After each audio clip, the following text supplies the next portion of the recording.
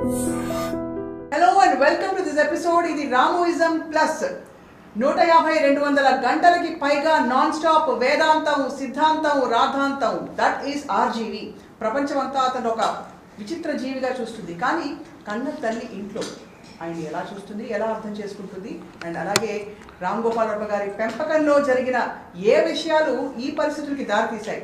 ఇవాటి special Ramoism for the first time ever Ram Gopal Varma అమ్మ ఈ ఎపిసోడ్ చేయబోతున్నాం మనం కూడా.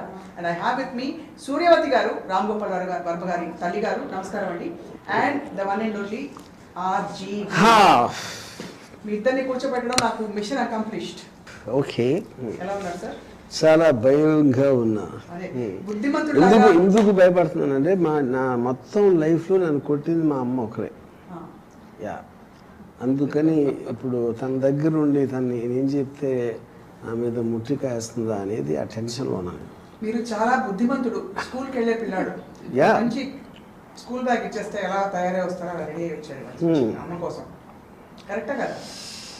కొంతవరకు. Yeah, right. అమ్మా నమస్కారం. మీరు ఈ అవకాశం మాకు ఇస్తున్నందుకు thank you very much. For the first time మీరు మీ అబ్బాయితో కలిసి కూర్చోవడం, మొహం ఆల్రెడీ వెళ్ళిపోతుంది. ఎలా అనిపిస్తుంది? చాలా చాలా కొత్తగా అపురూపంగా ఉంది. ఒక గ్రేట్ ఫిలాసఫర్ అనిపిస్తుందా, లేకపోతే ఎలా చెప్పండి? Great philosopher. అవునా? ఎందుకంటే point I think it's about, ఇప్పుడు నాకు ఇందాక చెప్పాను కదా మా అమ్మ ఒక కొట్టిందని. సో నేను స్కూల్కి వెళ్తున్నప్పుడు మా ఫాదర్ ఏమో మీకు ప్రేమతోటి నేను ఏడ్చేవాడిని స్కూల్కి వెళ్ళకుండా. అప్పుడు అమ్మ ఏమో నాకు కొడతా ఉండేది పంపించడానికి, ఆబ్వియస్లీ ఫర్ కన్సర్న్. ఇప్పుడు సెలైన్ వదిలి ఆ నామాలు నువ్వే చెప్పలేదు.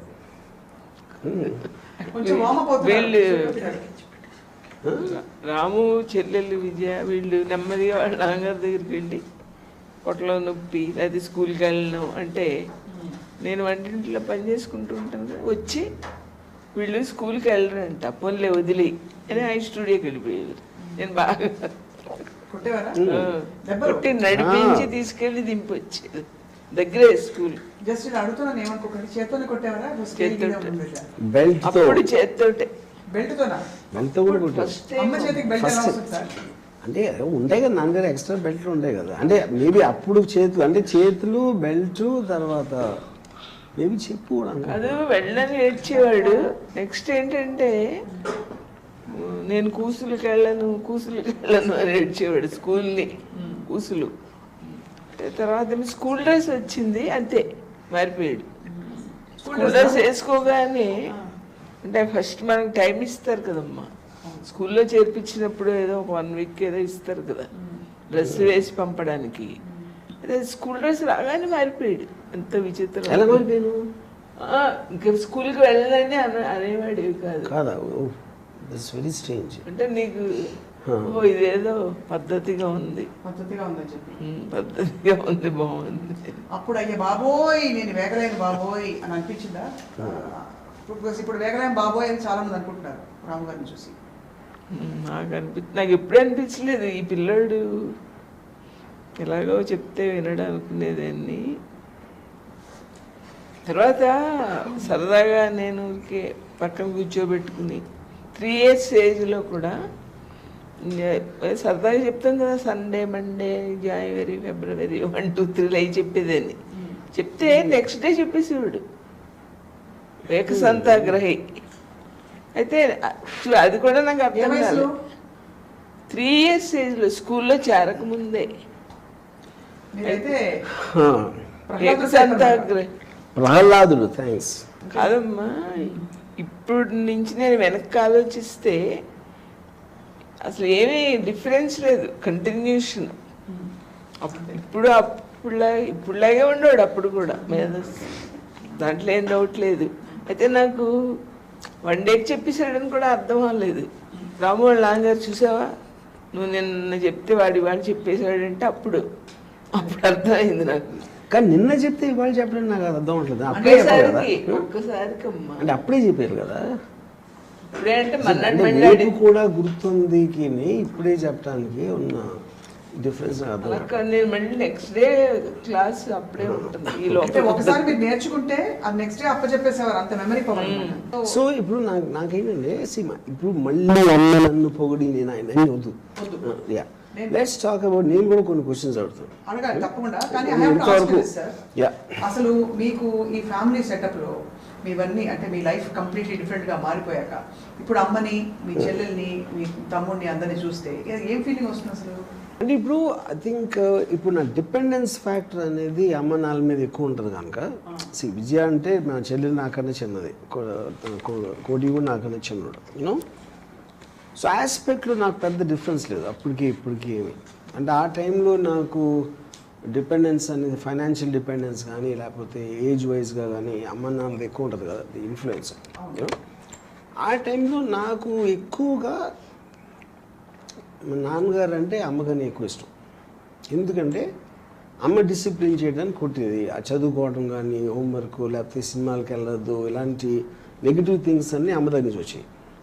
మా ఫాదర్ ఏమో ఫుల్ లీనియన్స్, అబ్సల్యూట్గా ఎక్కడ రెస్ట్రిక్షన్ పెట్టుకోకుండా. సో ఆబ్వియస్లీ ఆ పర్టిక్యులర్ టైంలో 100% దాని వలన నాన్నగారు ఇష్టం అంటారు.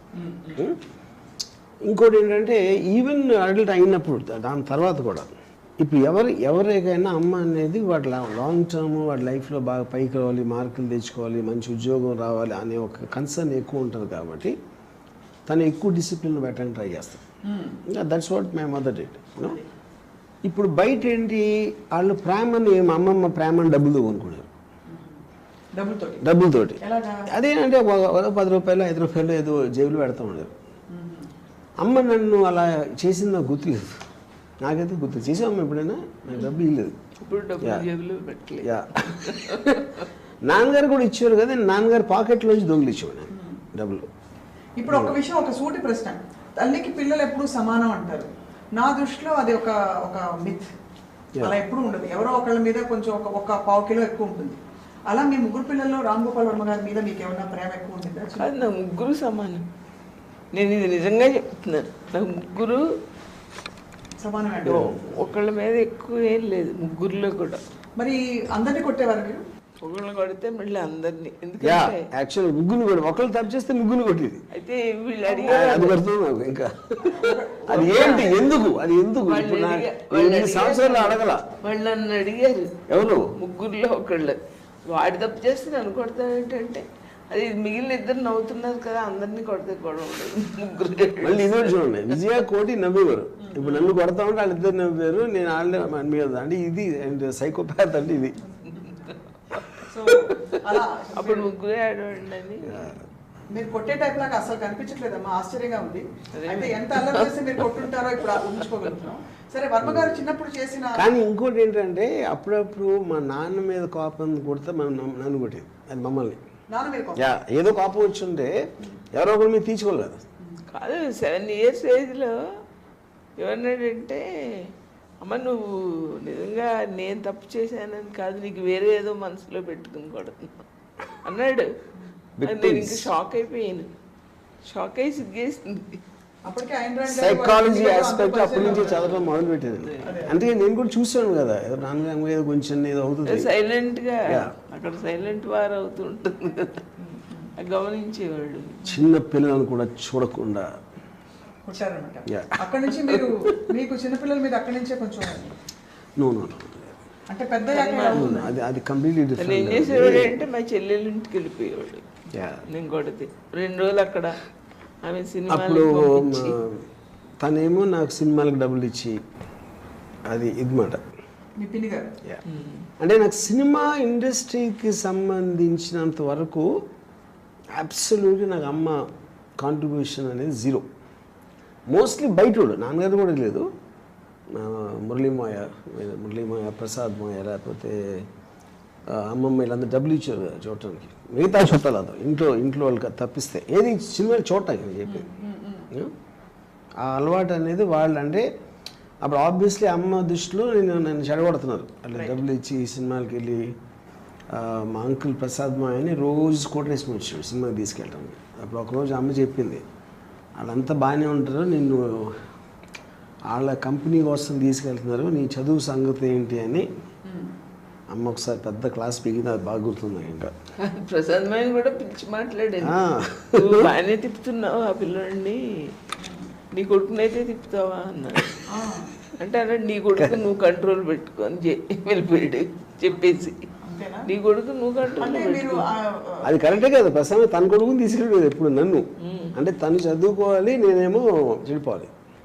కానీ అసలు రామ్ గోపాల్ ఉన్న గారు ఏం అవ్వాలని మీకు ఉండేది మనసులో?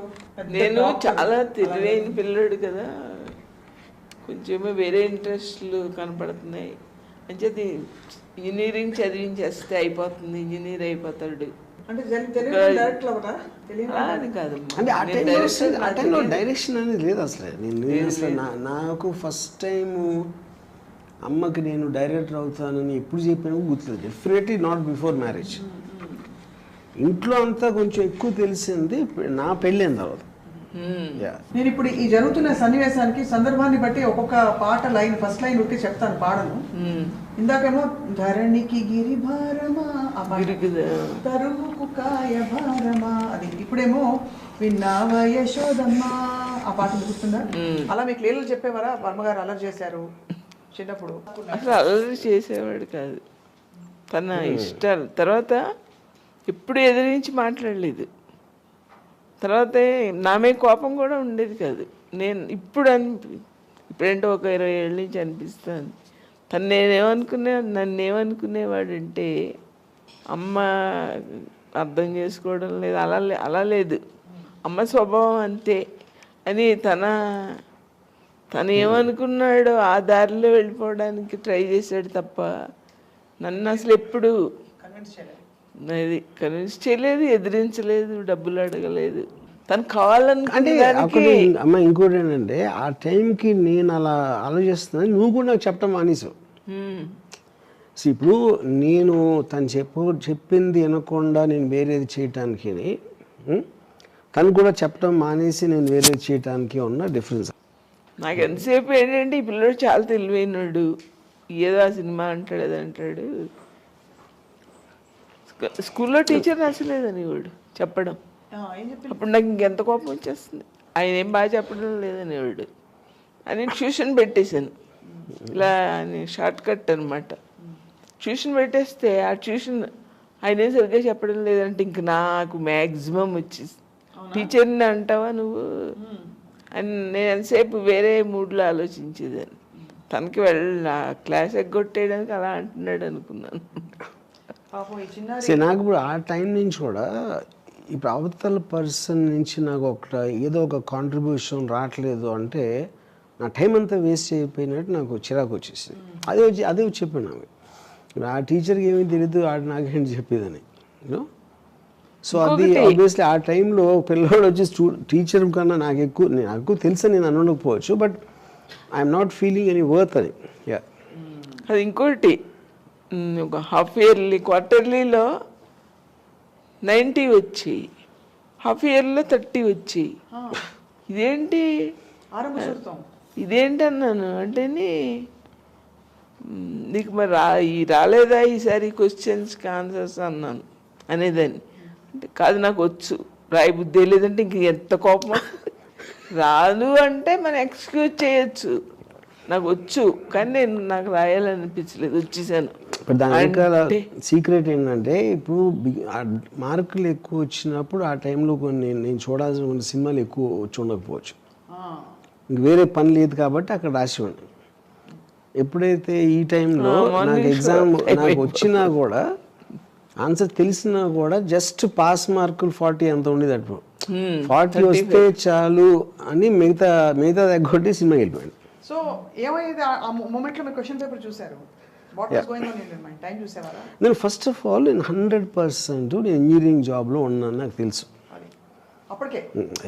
జస్ట్ ఇంజనీరింగ్ ఏదో ఫినిష్ చేయాలి కాబట్టి చేశాను. ఎట్టి పరిస్థితుల్లోనూ ఇంజనీర్గా కంటిన్యూ అవ్వనని నాకు చాలా క్లారిటీ ఉంది, which is the reason I did that. So అలా 30 తెచ్చుకుని మీకు నామోషిగా ఉండేది కదా వచ్చి ఒకసారి 30 ఒకసారి 90. ఇప్పుడు నేను కొన్నిసార్లు అంటే నేను రిగ్రెట్ అయ్యేది చాలా తక్కువ సార్లు. ఇప్పుడు నాకు డొనేషన్ కాయిల్ చేర్పించారు ఆఫ్ కోర్స్ మాకున్న ఫైనాన్షియల్ ఆస్పెక్టు అది. సో నాన్నగారు ఏదో కష్టపడి ఇది ఇది మన ఏముంటుందని జనరల్ ఎగ్జామ్ ఉంటుంది కదా JNTU వాటికి ఎంట్రన్స్ ఎగ్జామ్ రాసి నేను వచ్చి ఫాదర్తో ఏం చెప్పానంటే నేను పాస్ అయితే అందరూ పాస్ అవుతారు అంటే అంత చెత్తగా రాశాను అని గొప్పగా చెప్పాడు. అది చాలా స్టూపిడ్ థింగ్ టు సే. ఎందుకంటే ఎస్పెషలీ ఇప్పుడు అక్కడ సీట్ రాదని తెలుసు కాబట్టి ఇప్పుడు మా ఫాదర్ ఎలాగోలు చేసి ఆ డబ్బు he has to gather money నాకు డొనేషన్ కట్టడానికి. అంత సింపుల్ థింగ్ కూడా తట్టింది కదా కొన్నిసార్లు. బట్ ఇప్పుడు నేను అలా చెప్పడానికి నేను ఆల్రెడీ నో బ్యాకప్ అయ్యి అవతల వాళ్ళు ఏమనుకుంటారు ఏంటి అనేది. This I'm talking about intermediate టైంలో. బట్ అలవాటు ఎప్పుడు ఉండేది గబుకి చెప్పేయడం అంతా. సో ఇన్ కాంట్రాస్ట్ పేరెంట్స్ ఇద్దరిలో మీకు ఎలా అనిపించేవారు డిఫరెంట్గా నాన్న అమ్మ? అంటే నేను బీటెక్ ఆ టైంకి వచ్చే టైంకి నాకు అసలు అమ్మ ఎప్పుడు నా అమ్మతో నేను మాట్లాడటం అమ్మ నన్ను అడగటం అనేది నాకు ఎక్కువ గుర్తులేదు. Because I was so much heavily into Vijayawada groupism లేకపోతే ఈ అలగా రౌడీలతో తిరగటం ఇలాంటివి చేసేవాడిని ఆ టైంలో నేను. దానివల్ల నాకు ఇంటరాక్షన్ అనేది నా చిన్నప్పుడు వెళ్ళినంత నేను అమ్మతో ఎక్కువ ఉండేది కాదు, అట్లీస్ట్ నా మెమరీలో. అప్పుడు ఒకసారి నాన్నగారికి లెటర్ వచ్చింది ఇంజనీరింగ్ కాలేజ్ మీ కూడా ఇక్కడ గ్యాంగ్ ఫైట్స్లో అట్లో ఉంటున్నాడని. మరి అప్పుడు నాన్నగారు ఏమో నేను చెప్తే తప్పితే తెలుసుకోలేనంత ఫూల్ కాదు నువ్వు, కానీ మనమేమో చదువు మీద ఆధారపడి బతుకుతున్నాం, అది ఒకసారి గుర్తుంచుకో, తర్వాత మీ ఇష్టం అని చెప్పారు.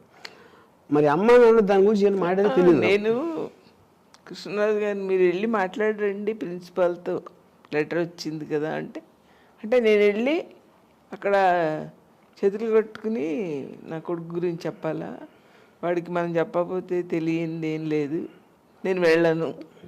తర్వాత కాలేజ్ ప్రిన్సిపాల్ మా ఫాదర్ ఫ్రెండ్స్ ఆయనకి స్టేషన్లో ఏదో కనపడ్డారంట మా నాన్నగారు. అయితే మీ మనవడు ఇలాగ రావడం లేదు క్లాసెస్కి సరిగ్గా లెటర్ వచ్చింది. మళ్ళీ మా నాన్నగారికి ఆయన కనపడారు. మా నాన్నగారు వచ్చి చెప్పారు, అమ్మ ఇలా ప్రిన్సిపాల్ చెప్పారు సరిగ్గా క్లాసెస్కి వెళ్ళడం లేదంట అంటే, అవును మాకు లెటర్ వచ్చిందని అని చెప్పాను.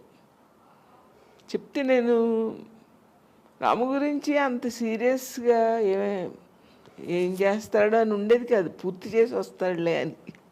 అది చాలా నాకు పూర్తి చేసి వస్తే జాబ్ వచ్చేస్తుంది కదా. అప్పుడు వాయా మీడియాగా మురళీమయ్యని పంపారు కాలేజ్కి. యా మురళీమయ్య వచ్చాడు. అప్పుడు ఆ రోజు రాత్రి ఇద్దరం కలిసి ఒక క్యాబరే బార్కి వెళ్ళాం, నేను మురళీమయ్య. యా నేను తీసుకెళ్ళాను. కానీ ఎప్పుడు ఏంటంటే డబ్బులు ఆడలేదు, గొడవ చేయలేదు, కోపం ఏమి ఉండేది కాదు. జనరల్గా పిల్లలు ఏదో ఒకటి గొడవ చేస్తారు కదా, ఇవ్వకపోతే ఎలాగా మీరు అని అసలు ఎప్పుడు అడగలేదు. ఎన్నో ఇస్తే తీసుకునేవాడు తప్ప నాకు డబ్బులు కావాలి అని ఎదిరించడం, గొడవ చేయడం. మీకు అయితే డబ్బులు ఎలా వచ్చేవి రామోపల్లి గారు? మోస్ట్గా అది ఒకటేమో 100% రిలేటివ్, మా వరలక్ష్మ కంటే అమ్మ సిస్టరు, లేకపోతే మా గ్రాండ్ మదరు, లేకపోతే 3-4 సోర్సెస్. సో ఇది కాకుండా నా ఫ్రెండ్స్. ఇప్పుడు నేను ఏం చేసేవాడిని అంటే నాన్నగారు 400 రూపాయలు పంపారు నెలకి.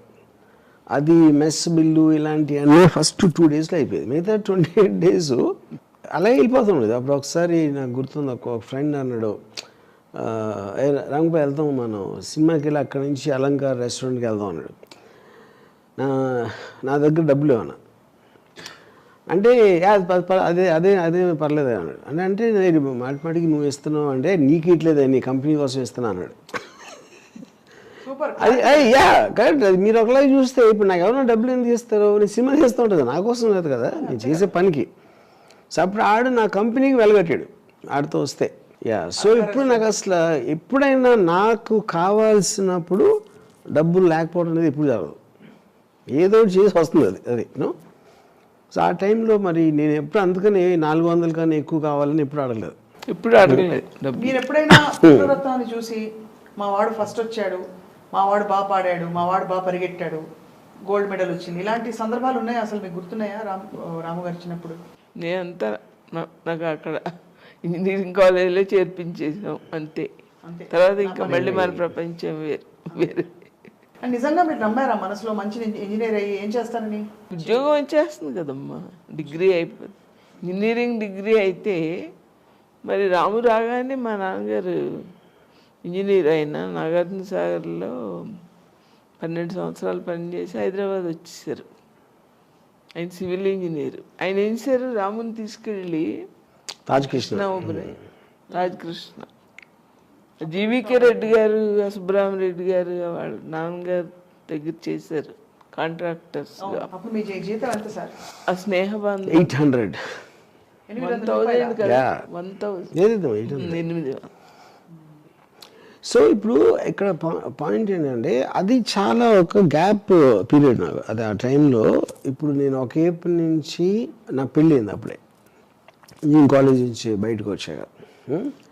ఆ పెళ్ళి ఏమో 3rd డే నుంచి వర్కౌట్ అవ్వడం మానేసింది. ఇది 4-5 ఇయర్స్ అప్పుడే అందరం కలిసి ఉండేవాళ్ళం. మా ఇద్దరికి గొడవలు కూడా మా ఇంట్లోనే అయ్యాయి. అప్పుడు మరి నేను వీళ్ళకి చెప్పి ఇప్పుడు అమ్మకి నేను వచ్చి చెప్పినప్పుడు అమ్మ ఎగ్జాక్ట్లీ ఏమనుకో, నేను ఫస్ట్ టైం నేను చేసుకుని నువ్వేమనుకున్నామా నాకు తెలియదు అసలు. నేనంటే నేను మా పెద్దవాళ్ళు ఉంటారు, మా నాన్నగారు అటు మా బావగారు, వాళ్ళకి ఇష్టం లేని పని చేయకూడదని నేను అని వద్దులేమ్మా మనం అలా చేసుకోకూడదు, ఇంటర్ కాస్ట్ అని ఇష్టం లేదు.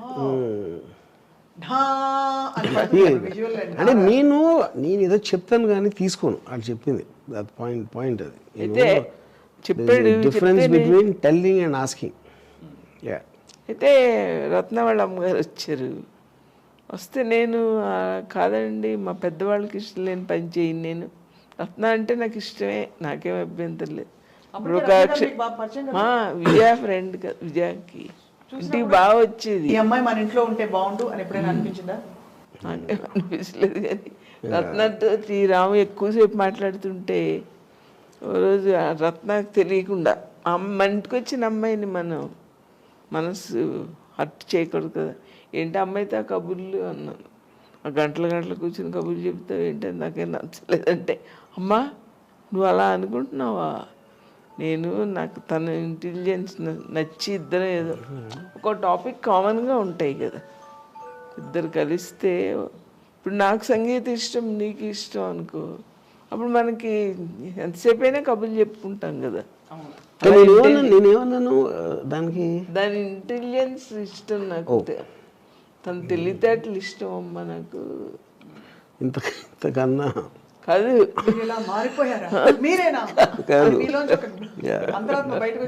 అది పైగా నీకు చాలా అందమైన అమ్మాయి అదే వస్తాయి కదా, చేస్తాను వద్దమ్మా నువ్వు చేసుకోకుంటే.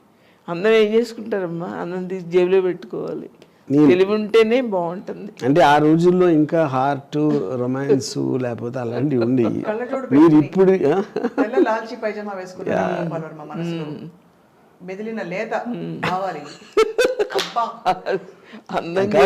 జానోదయం అవ్వక ముందు ఉన్న భావాలు అన్ని జేబులో పెట్టుకుంటారా, అందం తీసుకుని జేబులో పెట్టుకోవాలి, అమ్మాయి ఎంత ఇంటెలిజెన్స్ అన్నాడు. మంచి ఫీచర్స్, మొహం కళగా ఉంటుంది. సో అప్పుడు వీళ్ళందరూ చెప్పిన తర్వాత వద్దు అని చేసుకున్న తర్వాత 3వ రోజు ద మ్యారేజ్ ఫెయిల్డ్. 3వ రోజు అంటే ఇదేంటంటే మనం ఇమేజెస్, అంటే ఇప్పుడు ఒక ఫ్రీడమ్ స్ట్రాంగ్ ఇండిపెండెంట్ వీళ్ళు ఉన్నాడు ఎవ్వడో కూడా పెళ్ళి ఉండలేడు. అది తెలుసుకోలేకపోవటం అనేది నా తప్పు. అది నేను నా రత్నాకరణ నేను ఇంట్లో అని అనుకుంటాను, అది నేను అర్థం చేసుకోవాల్సింది. అది అందుకని ఐ రిగ్రెట్ దట్. ఇప్పుడు రత్న గారి కంటే ముందు అమ్మ పక్కింటి పరిమళ చాలా బాగుందని కానీ, ఎదురింటి వెంకటలక్ష్మి చాలా బాగుందని కానీ నేను మా అమ్మతో చెప్పటం నాకు అర్లియస్ట్ ఏం గుర్తుందంటే అంటే నాకు ఏజ్ నాకు గుర్తు రావట్లేదు. మా అమ్మ మా సృష్టిలో అన్నిటికన్నా అందమైంది ఆడది అని ఎవరితో చెప్తాను, అది గుర్తుంది నాకు. అప్పుడు నాకు అర్థం అవ్వలేదు అసలు చెప్పింది, ఎందుకంటే ఆబ్వియస్లీ నాకు సెక్షువల్ అవేకనింగ్ వచ్చి ఉండకపోవచ్చు, అందుకని చాలా యంగ్ అనుకుంటున్నాను. ఫస్ట్ టైం అది అక్కడ గుర్తుంది నాకు. ఫస్ట్ టైం అంటే అమ్మాయి అందం గురించి నేను ఫస్ట్ టైం విన్నది అమ్మ దగ్గర నుంచే, ఏదో కాంటెస్ట్ అది. తర్వాత ఇప్పుడు ఇక్కడ కాలనీలో ఎవరో మా సిస్టర్ ఫ్రెండ్స్ ఎవరు వచ్చి లేకపోతే ఎవరో రోడ్ల మీద నడుస్తూ వెళ్తూ ఉంటే అవన్నీ నేను కిటికీలో చూసేవాడిని. చూసి ఏమనుకునేవారు? ఏమనుకుంటే ఎవడన్నా అబ్బాయి అమ్మాయిని చూస్తే అదే. కానీ మీరు ఒక్క మాట మాత్రం ఎవరు చెప్పారో గుర్తు రావట్లేదు, కానీ కాలనీలో అందరికంటే మీ అమ్మగారే అందంగా ఉన్నారు అందరు అమ్మల కంటే అని మీరు ఫీల్ అయ్యారు? తనే నాతో అన్నాడు, అమ్మ మన కాలనీలో అందరికంటే నువ్వే అందంగా ఉంటావు. నాకు స్వప్న చందమామలో ఒక కథ చదివాను, అది జ్ఞాపకం వచ్చింది. ఒక తల్లిని ఒక 5 ఏళ్ల పిల్లడు అదే జాతర దీనికి వెళ్తారు, తల్లి తప్పిపోతుంది. తల్లి తప్పిపోతే ఏడుస్తూ ఉంటాడు ఆ పిల్లాడు. చూసిన వాళ్ళు ఏంటమ్మా అంటే మా అమ్మ తప్పిపోయింది అంటే మేము వెతికి పెడతాం, నువ్వేమి నీకు అర్థమైపోతుంది అంటే అలాగే అని ఎంతమందిని చూపిస్తే మా అమ్మ ఇంకా అందంగా ఉంటుంది, మా అమ్మ ఇంకా అందంగా ఉంటుంది, అది ఆమె ఈమె ఏమైనా చాలామందిని చూపిస్తారు. మా అమ్మ చాలా అందంగా ఉంటుంది, ఈమె కాదంటాడు. ఫైనల్గా వాళ్ళ అమ్మ వస్తుంది, అసలు ఇంకా అసలు అందంగా ఉండదు అమ్మాయి, ఇలా స్పాటకం మచ్చలంతా. వీడు షాక్ అయిపోతాడు అనమాట వెతికినాడు. అంటే వాడి కళ్ళకి వాళ్ళ అమ్మ అంత, పిల్లాడి కళ్ళకి వాళ్ళ అమ్మ అంత అందంగా ఉంది. కానీ ఆ కథ ఇక్కడ కాదు. నేను నిజంగా అంటే అందం, అమ్మాయిల అందం గురించి నాకన్నా ఎవరికి ఎక్కువ తెలియదు అనే విషయం ఇప్పుడైనా నీకు తెలిసింది. అందుకని అది నేను చెప్పింది అంటే మీది అమ్మ కాబట్టి ఒక మాతృ ప్రేమ అంటే ఆ దీనిలో అలా కనిపించారని అనుకుంటారు కానీ యాక్చువల్లీ నాట్. సో అయితే మరి 3వ రోజు డిస్టర్బెన్సెస్ మొదలు, మీరు అప్పుడు కంగారు పడ్డారా? చాలా బాధ వేసింది. కంగారు పడ్డారా? అంటే మనకేం అలవాట్లేదు కదా, ఇష్టమై పెళ్లి చేసుకుంటారు. ఇప్పుడు ఇష్టపడి పెళ్లి చేసుకుంటారు. కొట్టుకునేవాళ్ళం. I can't believe that. అంటే నా one of the darkest chapters. అంటే ఇప్పుడు ప్రాబ్లం ఏంటంటే Ratna is got every right. తను డిసప్పాయింట్ అయిపోయింది. నువ్వు లేనిది నేను లేను అని ఇలాంటి బిల్డప్లు అన్నీ ఇచ్చి పెద్ద పెద్ద లెటర్లు రాసి అది రాసి ఇది చేసినప్పుడు ఎనీబడి విల్ గెట్ హర్ట్. అంత రాసినప్పుడు అది ఉండింది, తర్వాత పోయిందా? పోయిందంటే అది చెప్తున్నాను. ఇప్పుడు ఎందుకంటే మీరు దూరం నుంచి ఎక్కువ కలవకుండా, లేకపోతే ఇప్పుడు కపుల్స్ పెళ్ళిళ్ళు ప్రేమలో ఏం చేస్తారు, బెస్ట్ థింగ్స్ కలిసినప్పుడు వాళ్ళ డ్రెస్సింగ్, మాట్లాడే విధానం, కంట్రోల్. ఎప్పుడైతే ఒకే రూఫ్ కింద నివసించడం మొదలుపెట్టామో అవన్నీ పోతాయి. పోయినప్పుడు అసలు రంగులు బయటకు వస్తాయి. అసలు రంగులు నాయి, నేను చెప్పేది నా ఇవ్వచ్చు, తను ఇవ్వచ్చు, ఎవరిది అనవచ్చు. No, I think it is not the same anymore. Yeah, అప్పుడు చాలామంది రిజైన్ అయిపోతారు లైఫ్ లాంగ్. సరే ఈ జీవితానికి ఇంత చాలు అని. నాకు అది లేదు కాబట్టి ప్రతి సెకండ్ నేను అనుకున్నట్టు జరగాలి. ఇప్పుడు రత్నాకి ఇన్సెక్యూర్, ఎందుకంటే నేను బ్యాడ్ స్టూడెంట్, నా మార్కులు చాలా తక్కువ వచ్చినాయి, నా శాలరీ చాలా తక్కువ. వీడు సడన్గా వీడియో లైబ్రరీ అంటాడు, సినిమా అంటాడు, ఇది అంటాడు అనే దాంట్లో ఇన్సెక్యూరిటీ అనేది 100% రావడం కరెక్ట్, అది వ్యాలిడ్ అది. సో మనం ఇంగ్లీష్లో ఒకటి ఉంది, ఇప్పుడు నువ్వేం చేయగలుగుతావు అన్నది నువ్వు అనుకుంటావు, నువ్వేం చేయగలుగుతావని అది చేసిన తర్వాత అనుకుంటారు వేరే వాళ్ళు. So that is the difference. So నేను ఫెయిల్ కూడా అయి ఉండొచ్చు కదా, నేను ఫ్లాప్లు కూడా తీసాను కదా. నా ఫస్ట్ సినిమా ఫ్లాప్ అయితే రత్న అనుకునేది కరెక్ట్ అవ్వాలి. అప్పుడు రత్న గారు అనుకునేది తప్పైనట్టే అయితే, అంటే మీలో ఒక గొప్ప డైరెక్టర్ని చూడలేకపోయారంటారా? అదే నేను, కానీ అది లక్ అంటున్నా, అది నేను సాధించింది కాదు. ఎందుకంటే నేను the reason I made a flop, నా ఫస్ట్ సినిమా ఫ్లాప్ అయింది అనుకోండి, అప్పుడు రత్న అనుకుంది కరెక్ట్. అప్పుడు ఏంటి, అది ఆపర్చునిటీ లక్తో వచ్చింది, అది ఒక కార్డ్, అది కాయిన్ అక్కడ పడింది అంతే. మీరు ఎప్పుడైనా మీ అమ్మగారిని ఫలాంటి అడుగుదాం అనుకున్నాను కానీ అడగలేకపోయానన్న సందర్భాలు, ప్రశ్నలు ఉన్నాయా? Why did you do that, క్యూ ఆఖిర్ క్యూ ఆ టైప్లో? నో, ఎప్పుడు లేదా? ఎందుకంటే నేను ఆ ఎమోషనల్ బాండ్ అనేది ఇప్పుడు ఇందాక చెప్పాను కదా, స్కూల్ డేస్లో వెరీ బిగినింగ్ ఆఫ్ ఇంటర్మీడియట్ వరకు ఉన్న దానికి నేను ఒకసారి బీటెక్ ఇంజనీరింగ్ కాలేజ్కి వెళ్ళిన దగ్గర నుంచి డిఫరెన్స్ వచ్చేసింది. ఎందుకంటే I went in to wider world. ఆ వరల్డ్లో ఉన్నప్పుడు అమ్మతోటి నేను అంతకుముందు ఉన్న ఇంటరాక్షన్ నాకు లేదు. నాన్నగారితో ఉండేది. నాన్నగారితో ఎందుకు ఉండేదంటే, ఒకటి ఆయన ఫిల్మ్ ఇండస్ట్రీలో ఉండేవారు, వాళ్ళ ఇంట్రెస్టింగ్ పర్సన్స్, ఆయన ఫ్రెండ్స్ వీళ్ళు వచ్చి ఆ మాటలు వినడానికి, దాంతో అది ఉండేది. ఇంకోటి ఇందాక అమ్మ చెప్పినట్టు నేను ఆ డిపెండెన్సీ ఫ్యాక్టర్ అనేది పోయింది, అడగటం కానీ డబ్బులు అడగటం ఇలాంటివన్నీ. అప్పుడు ఇంకా ఆటోమేటిక్గా ఎంతో కొంత అది వచ్చేస్తుంది. సో ఇప్పుడు నేను రత్న విషయంలో కూడా జస్ట్ చెప్పేసాను అంతే, అదేమి అడగటం దాని ఏంటి అనేది. తర్వాత అంటే మా ఇద్దరికి ట్రబుల్, ఎక్కడేదో ట్రబుల్, ఇవన్నీ కలిసి ఐ థింక్ స్లోగా పక్క వెళ్ళిపోతూ ఉంటాయి, డైవర్ట్ అయిపోతూ ఉంటాయి. యా, ఇంకోటి నాన్న ఇద్దరు కూడా నా ఇండిపెండెంట్ నేచర్ చూసి నాన్నగారు ఫస్ట్ నుంచి వదిలేశారు, అమ్మ కూడా ఆ బీటెక్ లేటర్ నుంచి నన్ను వదిలేసింది అనుకుంటున్నా. అంతేనమ్మా? కొంచెం యా. నన్ను ఎప్పుడు అసలు ఏంటి ఇలా చేస్తున్నావు అని బీటెక్ నుంచి ఎప్పుడు అసలు అడిగినట్టు నాకు గుర్తుకోలేదు. రాముని అడగలేదు, అది ఒక పాయింట్. నేను నేను ఒంటరిగా కూడా ఇంటి పిల్లోడు ఇలా చేస్తున్నాడు అని ఎప్పుడు అనుకోలేదు. చదువు గురించి అంటే రత్న ఇద్దరి మధ్యలో చాలా బాధ అనిపించింది. అంటే ఇప్పుడు అక్కడ ఎంత అలవాటు లేదు కదా, అక్కడ బేసిక్గా ఇంటికి వచ్చిన అమ్మాయి మన ఇంట్లో ఉండిపోవాలి. అది బేసిక్గా. ఇంకోటి ఏంటంటే ఇప్పుడు నేను ఎప్పుడు తిరుగుతూ ఉన్నాను ఇంటికి, చాలా రేరుగా పొద్దున్నుంచి రాత్రి వరకు. ఆ టైంలో రత్న ఉండేది కదా ఇంట్లో. అప్పుడు almost Ratna would be more closer నాన్నగారు కానీ అమ్మకు కానీ. ఇప్పుడు నా గురించి నాన్న రత్న మాట్లాడుకుని దాని నుంచి ఏదో ఇది చెప్పి ఇలాంటి దాంట్లో ఉండేది, కానీ ఒక పర్సనల్ ఇంటరాక్షన్ దాని వలన ఒక సిచ్యువేషన్స్ క్రియేట్ అవటం అనేది జరగలేదు అసలు.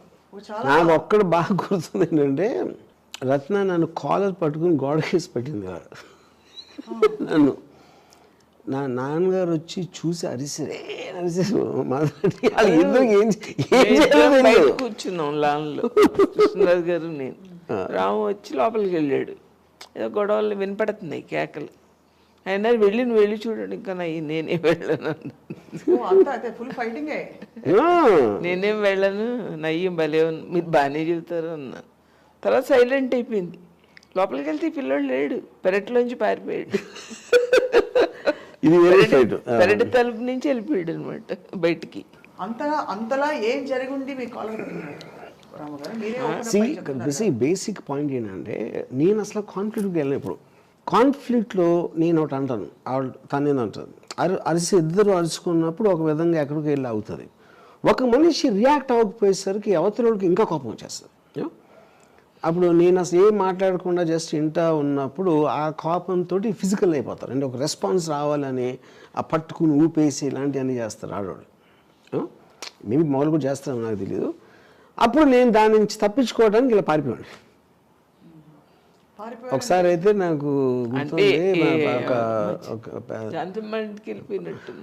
చాలా చోట్లకి వెళ్ళినాడు. ఒకసారి అయితే పెద్దకి ఇంట్లో ఒక అమ్మ ఫ్రెండ్ టీచర్ అక్కడ ఉండేది ఒక బిల్డింగ్లో. నేను ఇక్కడి నుంచి ఆ బిల్డింగ్ మీద దూకాను. ఒక 3-4 feet డిస్టెన్స్ ఉంది ఈచ్ బిల్డింగ్. యా, దూకేసి వెళ్ళిపోయి అలాగ బంజారాస్ రోడ్డు మీద రాత్రి అంతా నడుస్తూ వెళ్ళిపోయాను. Same kind of escape. Yeah, same చాలాసార్లు చేశాను అది. యా, ఎంతో మంచి అంటే ఎస్కేప్ అనేది కరెక్ట్ వర్డ్ కాదన్నా. I want isolation, I want loneliness. ఇప్పుడు నేనేమి చేయలేను.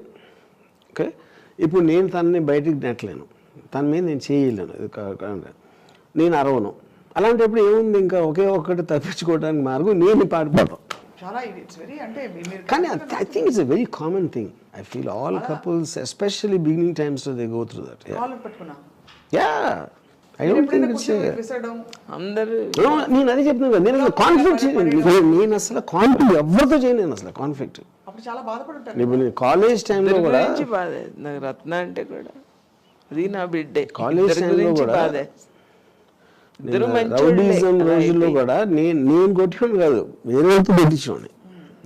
కానీ మీ అబ్బాయి రౌడీలతో తిరుగుతుంటే మీరు ఒక తల్లిగా, కానీ అది అమ్మకి అంత తెలుసా అని నాకు doubt. I don't think so. నాకు తెలియదు, వేరేగా మురిసిపోయేదండి. అవి రాము ప్రొఫెసర్స్ ఇంజనీరింగ్ కాలేజ్ కరాటే, తన దగ్గర కరాటే నేర్చుకుంటుంటే అబ్బాయి నా కొడుకు దగ్గర వాళ్ళు నేర్చుకుంటున్నారు. మీరు కరాటే నేర్పగలరా రౌడీలకి? రౌడీలు కాదు, స్టూడెంట్స్కే. సో అది చూసి మీరు మురిసిపోయేవారు. ఆ ఫోటో తెచ్చి చూపిస్తే అబ్బా.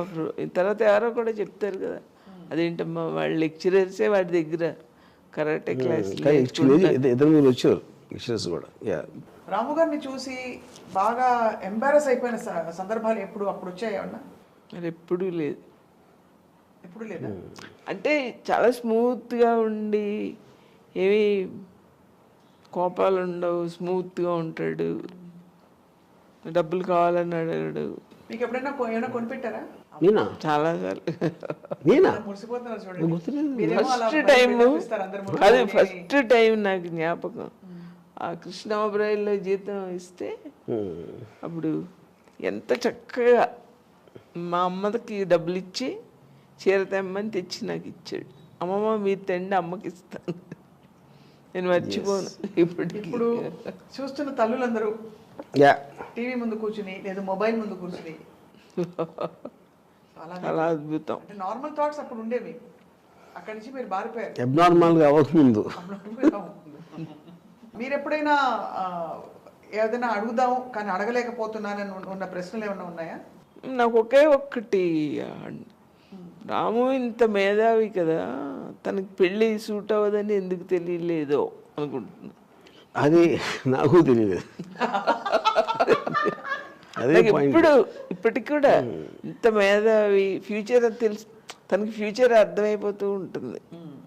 పెళ్ళి తనకి సూట్ అవ్వదని ఎందుకు తెలియలేదా అని ఇప్పటికి కూడా ఈ నిమిషం కూడా నాకు అది నాకు అది ఏ అమ్మాయి అయినా పెళ్ళి అసలు తనకి సూట్ అవ్వదు. ఎప్పుడు నేను నోటీస్ చేసింది ఏంటంటే రత్న గారు మీ ఇంటి వాళ్ళతో చాలా, మీరందరితో ఇంట్లో అమ్మాయిలాగే ఉంటారు, ఇంకా కూడా చాలా ఫ్రెండ్లీగా, చాలా క్లోజ్గా మీరు ఆ గౌరవం ఇస్తారు. ఇది రాముగారు మూలానా లేకపోతే మీరు స్వతహాగా మీ మూలాన రాముగారు అలా ఉన్నారా? నేను తనకి చెప్పాను, రాముకి నీకు మధ్యలో నేనేమి చేయలేనమ్మా,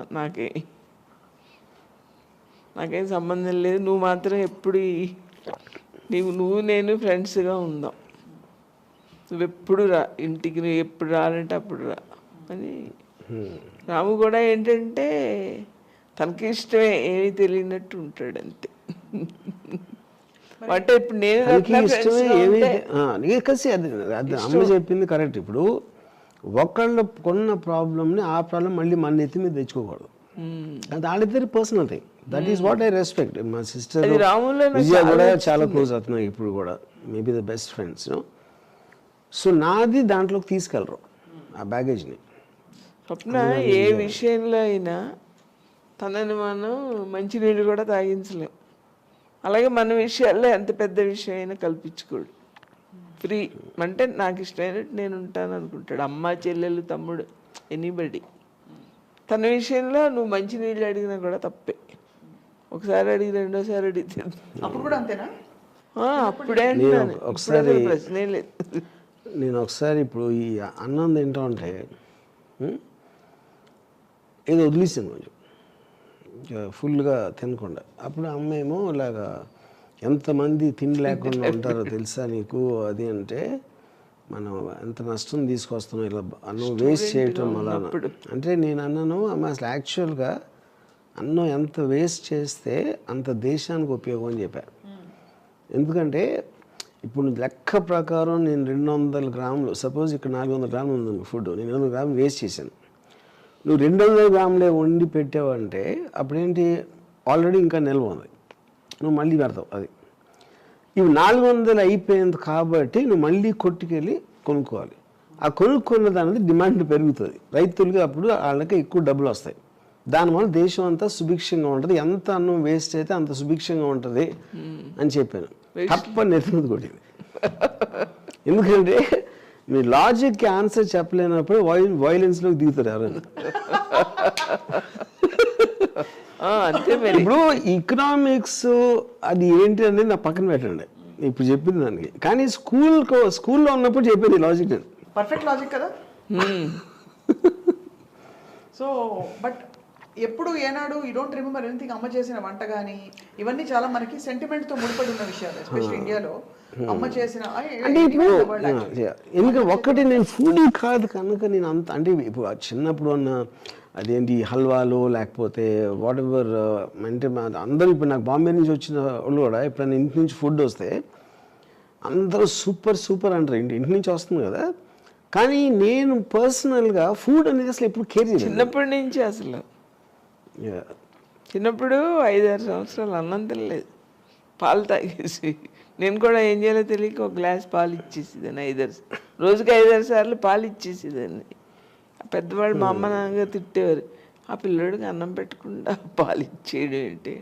మరి నేనేం చేయను అది తినకపోతే అది తిప్పి తిప్పి పెట్టడాలు అవి ఏమి అదే యోగి. మా అమ్మ డిఫరెంట్గా నాకు జోలపాట అయితే పాడలేదు ఇప్పుడు నాకు గుర్తుంది. మీరంత తీవ్రంగా మాట్లాడినప్పుడు చాలా మంది ఏమనుకున్నారంటే మీ అమ్మగారు కొంచెం తెరపైకి వచ్చిన తర్వాత, అంటే ఆఫ్టర్ ఆల్ దిస్ స్టార్టెడ్, ఓహో ఈయనకి అమ్మగారు ఉన్నారు, నార్మల్ అమ్మగారు అని కొంచెం ఆశ్చర్యపోయారు అందరూ. అంటే మీరు అప్పుడు తీవ్రంగా చాలా విషయాలు, అంటే వాళ్ళ అమ్మ పెంపకంతో ఇలా పెచ్చగా తయారయ్యాడా అనే అనుమానం కొంచెం, ఈ ఒక్కడే తెంగరోడు వాళ్ళు కాదు మాట అని క్లారిటీ వచ్చింది కొంచెం. అంతేగా సో వెన్ యూ అనౌన్స్డ్ ఇంకా విడిపోతున్నామని చెప్పి అప్పుడు కన్విన్స్ చేయాల్సి వచ్చిందా? ఐ థింక్ ఆల్రెడీ తెలుసు, చూశారు కదా ప్రాసెస్. చూసినప్పుడు ఐ థింక్ ఆటోమేటిక్గా they realise this is not going to work అనేది. అండ్ అదే ఐ థింక్ దాని తర్వాత కూర్చుని నేను వాళ్ళకి ఏదో చెప్పి అవన్నీ ఏమి జరగల. రామ్ గోపాల్ వర్మ గారు అమ్మాయిల పిచ్చి అని 100 సార్లు చాటి చెప్పారు ఇంటర్వ్యూల్లో, బయట, అన్ని విధాలు. మీ మనసుకి ఏమనిపిస్తుంది? నాకు రాము తెలుసు కదా, నాకు అసలు ఏమనిపించదు. అంటే తెలుసు అంటే నేను చెప్పనా, ఇంకో ప్రపంచం, నాకు తెలిసిన ప్రపంచం ఎంతో క్రూయల్గా ఉంటారు మగవాళ్ళు. పైకేమో పెద్ద మనిషిలాగా, దానికంటే ఏదో చెప్తాడు అంతే. తనేమో ఎవరికి హాని చేయడు, ఎవరిని ఇబ్బంది పెట్టాడు, అది నాకు తెలుసు, నా మనసుకు తెలుసు. ఇప్పుడు రంగీలా సినిమా ఉన్నప్పుడు నాకు అమ్మాయి ఎంతో అందంగా కనపడింది, అమ్మాయిని చాలా అందంగా చూపించాడని. నెక్స్ట్ ఇంకోటమ్మా, ఇప్పుడు మన ఇళ్ళల్లో కూడా అమ్మాయిని అందమైన కోడలు తెచ్చుకోవాలంటారు కదా. అంటే అందమైన అమ్మాయి ఇంట్లో తిరుగుతుంటే ఇల్లు కలకలలాడుతుందని, అంతే కదా. ఎవరు అందమైన కూతురు కనాలని ఎవరిని నేను వినలేదు. ఉండాలని అనుకోవచ్చు, అది వేరే సంగతి. అంటే నిజమే కదా, ఒక అమ్మాయి వచ్చి లక్షణంగా అందమైన అమ్మాయి తిరుగుతుంటే మరి ఇల్లు కలకలలాడుతూ ఉంటుంది కదా. కానీ నేను ఒకటి చెప్తాను, నేను ఫస్ట్ టైం నేను నా కెరియర్లో రంగీలా సినిమాలో హీరోయిన్ని ఎక్స్పోజ్ చేశాను, ఆ బికినీలు ఇలాంటివన్నీ చేసాను. ఆ టైంలో నేను తీసినప్పుడు మాకు ఎల్డీ ప్లేయర్ ఉండేది. నేను అమ్మాయిని అబ్జర్వ్ చేస్తే అది one of the main reasons why did that. నేను ఉర్మిళని ఒప్పించగలటానికి కూడా రీజన్ అదే, ఆ టైంలో క్లోజ్ చేసుకోవడానికి. ఇప్పుడు సర్కైలో ఖట్యా లాంటి డేవిడ్ ధావన్ సినిమాలో మన పేరేంటి, కరిష్మా కపూర్ ఒక హార్డ్ సరే కైలో ఖట్టియా జాడ, ఆ kind of hard expressions mini స్కర్ట్లు వేసుకున్నప్పుడు అమ్మ ఎక్స్ప్రెషన్లో ఇలా కొంచెం మొహం చెట్లు చూసేది. నేను సింగింగ్ ఇన్ ద రెయిన్ లాంటి ఎల్డీ పెడితే దాంట్లో టెక్నికల్గా ఎక్స్పోజర్ చాలా ఎక్కువ ఉంది, అది మాత్రం ఫుల్ స్మైల్తో చూసేది. అప్పుడు నాకేమనిపించిందంటే వాళ్ళు ప్రైడ్ తీసుకున్నప్పుడు, కరిష్మా కపూర్ ప్రైడ్ తీసుకోవట్లా, ఏదో కమర్షియల్ సినిమా చెయ్యాలి కాబట్టి చేస్తున్నాం, ఆ వల్గారిటీ లిరిక్స్ చేయటానికి, అది మొహంలో రిఫ్లెక్ట్ అయ్యేది. అప్పుడు నేను అమ్మ ఎక్స్ప్రెషన్ బట్టి నేను ఊర్మిళకి చెప్పాను, నీలో నువ్వు ప్రైడ్ తీసుకుంటే నీకున్న బాడీకి అది అలా రిఫ్లెక్ట్ అవుతుంది. నీకు నచ్చినప్పుడు నువ్వు చేసినప్పుడు ఇలా రిఫ్లెక్ట్ అవుతుంది వల్గర్గా. కాన్ఫిడెంట్గా ఉంటే అమ్మాయి మినీ డ్రెస్ వేసుకుని, కాన్ఫిడెంట్ అసలు ఎంత కవర్ చేసేస్తుందో మనకి ఏమనిపించదు, ఇబ్బంది అనిపించదు, ఏమనిపించదు అసలు ఆ కాన్ఫిడెంట్ లేకపోతేనే. కానీ ఇది తెర మీద అమ్మాయిల గురించి మీరు చెప్తున్నారు. అమ్మాయిల పిచ్చి అంటే నేను అసలు అమ్మాయిల్ని అంటే కేవలం అంటే వాళ్ళని, నాకు అమ్మాయి ఫ్రెండ్స్ ఉండరు, నాకు అమ్మాయిలు అంటే I mean there is only one thing man and women should meet, ఇలాంటి స్టేట్మెంట్ చేస్తుంటారు. అప్పుడు మీకు ఇబ్బంది అనిపించదా? రామ్ గోపాల్ వర్మ గారు అంతే అంటారా? ఆయన ఎప్పుడైనా మీరు శోధించారా ఈ విషయం? నాకు అసలు ఎప్పుడు అది ఆ విషయం నాకేమీ అసలు ఇంపార్టెంటే అనిపించలేదు. ఇప్పుడు సడన్గా తట్టింది ఏంటంటే, ఇప్పుడు ఫస్ట్ టైం నేను అమ్మాయి అందం గురించి అమ్మ దగ్గరేనా, ఇందాక చెప్పాను కదా ప్రపంచంలో అత్యంత అద్భుతమైన అందం అని ఉట్టి స్త్రీలో ఉంటుందని మా అమ్మ చెప్పింది ఎవరికో, అది నేను విన్నా. ఇప్పుడు కూడా నేను అమ్మని చూసినప్పుడు ఒక రంగీలాలో ఊర్మిళ కానీ లేకపోతే ఏదో వేరే హీరోయిన్, అమ్మ ఎప్పుడు మెచ్చుకుంటుంది. అది తను ఏంటి మనం బికినీ వేసుకుందా లేకపోతే చీర కట్టుకుందా అని అందరినీ అందంగా చూస్తుంది అంతే. సో ఐ థింక్ అమ్మాయిల అందం గురించి వచ్చిన నాకు అది మా అమ్మ నుంచి వచ్చిందని ఇప్పుడే కనుక్కున్నా. సో ఈసారి నుంచి నన్ను బ్లేమ్ చేయొద్దు. రాము ఫస్ట్ గర్ల్ ఫ్రెండ్ నేనే. ఎస్, ఎందుకంటే నన్ను నన్నేమి హింసించకుండా బటన్ వేలు కింద పెట్టకుండా నా ఇష్టం వచ్చినట్టు జీవించడానికి నాకు ఒక ఫ్రీడమ్ ఇచ్చింది. కదమ్మా, ఇప్పుడు ఒక అమ్మాయి గురించి మాట్లాడుతున్నాం, అవతల పర్సన్ మెచ్యూర్డ్ పర్సన్ అనుకో మనకేమీ అనిపించదు, ఫ్రీగా మాట్లాడతాం కదా. అదే సగం సగం కొంచెం కొంచెం నాలెడ్జ్ తెలిసిన వాళ్ళతోటి మనం ఫ్రీగా మాట్లాడలే, అంతే కదా. అలాగే రాముతో కూడా నాకు అలా అనిపిస్తుంది అంతే. తను చెప్పిన మెచ్యూర్డ్ పర్సన్ మాట్లాడుతున్నాడు కదా అని నాకు అసలు ఎప్పుడు తర్వాత తన గురించి భయపడడం కానీ ఎప్పుడు భయం వేయలేదు నాకు. అంటే ఎలాంటి భయాలు అంటే ఇప్పుడు ఆ సినిమాలు తీస్తాడు కదా, రక్త చరిత్ర అవి తీస్తే అలాంటివి అంటే కొంచెం మీరు అనేవి ఈ డేంజరస్ జానర్స్ లో కొంతమంది మూర్ఖులు ఉంటారు కదా, అసలు పార్టీ యజమాని చెప్పకపోయినా మధ్యలో వాళ్ళు ఏ చేస్తారు పిచ్చి పనులు. అలాంటి భయాలు కూడా మీరు అంటే అండర్ వరల్డ్ ఒక టైంలో అండర్ వరల్డ్ బెదిరింపులు వచ్చాయి అని అంటారు, నిజమేనా? రావటం నిజమే, కానీ నాకు నేచర్ తెలుసు అది ఏంటి బెదిరింపు అనేది, ఎందుకు లేకపోతే ఎవరు చేస్తున్నారు, నాకు ఐ అండర్స్టాండ్ దట్ వర్డ్. మీకు అది అర్థమైనప్పుడు నేను ట్యాకిల్ చేయగలుగుతానని నాకు తెలుసు. అది వర్మ గారు, ఇప్పటికీ మీ ఇంట్లో వాళ్ళు ఎన్ని సందర్భాల్లో మాట్లాడినా మీరు ఒక చాలా దేవదూత, మీరు భూమి మీద పుట్టిన అవతార పురుషుడు, లేకపోతే ఇంకేదో భగవద్గీతని మొత్తం ఒక శ్రీకృష్ణుడు ఈ టైప్లో మాట్లాడతారు మీ ఇంట్లో వాళ్ళు. రాముకున్నంత మనసు ఎవరికీ లేదు, రాముకున్నంత బాధ్యత ఇంకెవరికీ లేదు, రాముకున్నంత మంచిదనం ఇంకెవరికీ లేదని. మీరు మాత్రం నేను పదే పదే నేను పరమ డాష్, నేను ఎదవని ఇలా చెప్పుకుంటూ ఉంటారు. అంటే ఇప్పుడు అక్కడ పాయింట్ ఏంటంటే, ఫస్ట్ ఆఫ్ ఆల్ మీరు మనకు మాట వాడినప్పుడు దానికి ఒక డెఫినేషన్ ఇవ్వాలి. మంచితనం డెఫినేషన్ వాళ్ళకేంటి, నాకేంటి, బయట వాళ్ళకి ఏంటి అనేది. జనరల్గా మంచి అనేది ఏంటి, అందరికీ సాయం చేస్తాడు, లేకపోతే అది అని ఏదో ఉంటుంది, కొన్ని పారామీటర్స్ ఉంటాయి. ఆ పారామీటర్స్ నేను ఫాలో అను. అప్పుడు నేను I can't say that I'm a good person. ఏది తప్పు అనుకొని నేను ఎంబ్రేస్ చేస్తాను, నేను అవుట్ ఆఫ్ మై వే వెళ్ళి దాని గురించి సపోర్టింగ్గా మాట్లాడతాను. అలాంటప్పుడు నేను మంచి ఉన్నా చెడ్డ ఉన్నా అంటే అప్పుడు ఎవరికైనా అంటే మంచి చెడు అనేది వాళ్ళ రిలేషన్షిప్లో ఉంటుంది. అమ్మతో నా రిలేషన్షిప్కి మీతోటి లేకపోతే ఎవరితోటి రోడ్డు మీద వెళ్ళి ఎవరితోనో ఇంకెవరితోనో అందరితో వేరువేరుగా ఉంటుంది. వాళ్ళకు కూడా నా గురించి వేరుగా ఉంటాయి అభిప్రాయాలు.